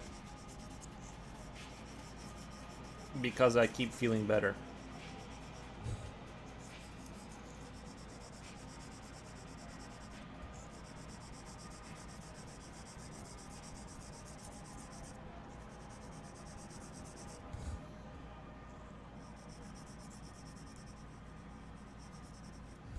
I'm gonna need to take that last song out of my playlist. I don't know what that was all about.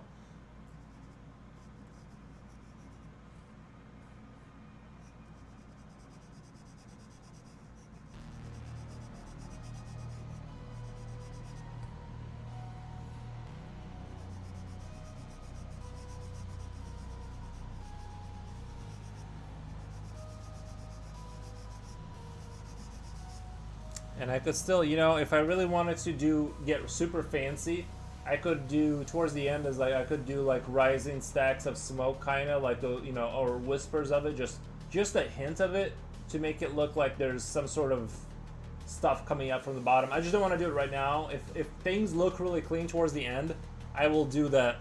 I will do like some smoke maybe coming up a little bit instead of just fog. But I don't want to add too much right now because I want to make sure I don't over busy the picture and add unnecessary stuff that's going to be distracting.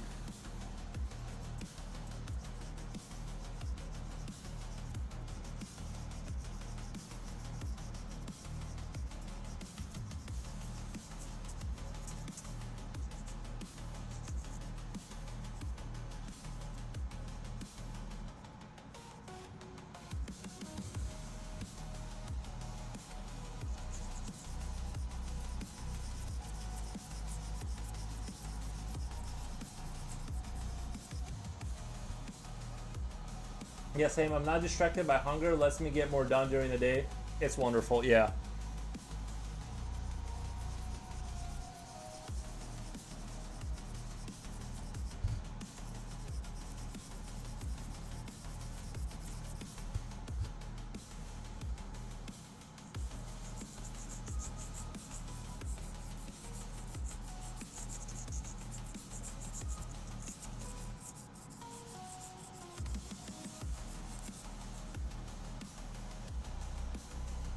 Alright, now I need to kind of work that down. Kind of smooth that out a little bit. There's going to be a lot of rendering in this area to kind of clean this guy up and make it all look super flashed out. I just got to remember not to start hitting the pencil too hard to make it to kind of want to stay. Alright. Where are we at? We got one more minute, so I'll just talk during the last minute or whatever. Just I'm gonna start rating you guys out. I'm sure it'll take me like a minute to find somebody. Rate channel. Let me turn off the music so I can hear them talk. And we're gonna do following. That's my favorite one. Let's see who's online, guys. Squatting Cat. We got Squatting Cat. Probably Stoned. Seen that guy before. Who's Lady Metroid Dread Painting? Guys, that sounds really cool. Let's do. Okay, I am following her. Start raid. Metroid Dread Painting. I tried animated. Oh, Oh my gosh! Thank you for the follow. You You're might the use best. I tried it with Procreate. I don't know what program you use. Raid. Yeah, the extent of my Alright. animated emotes is that. Thank you guys for being here. I love all of you.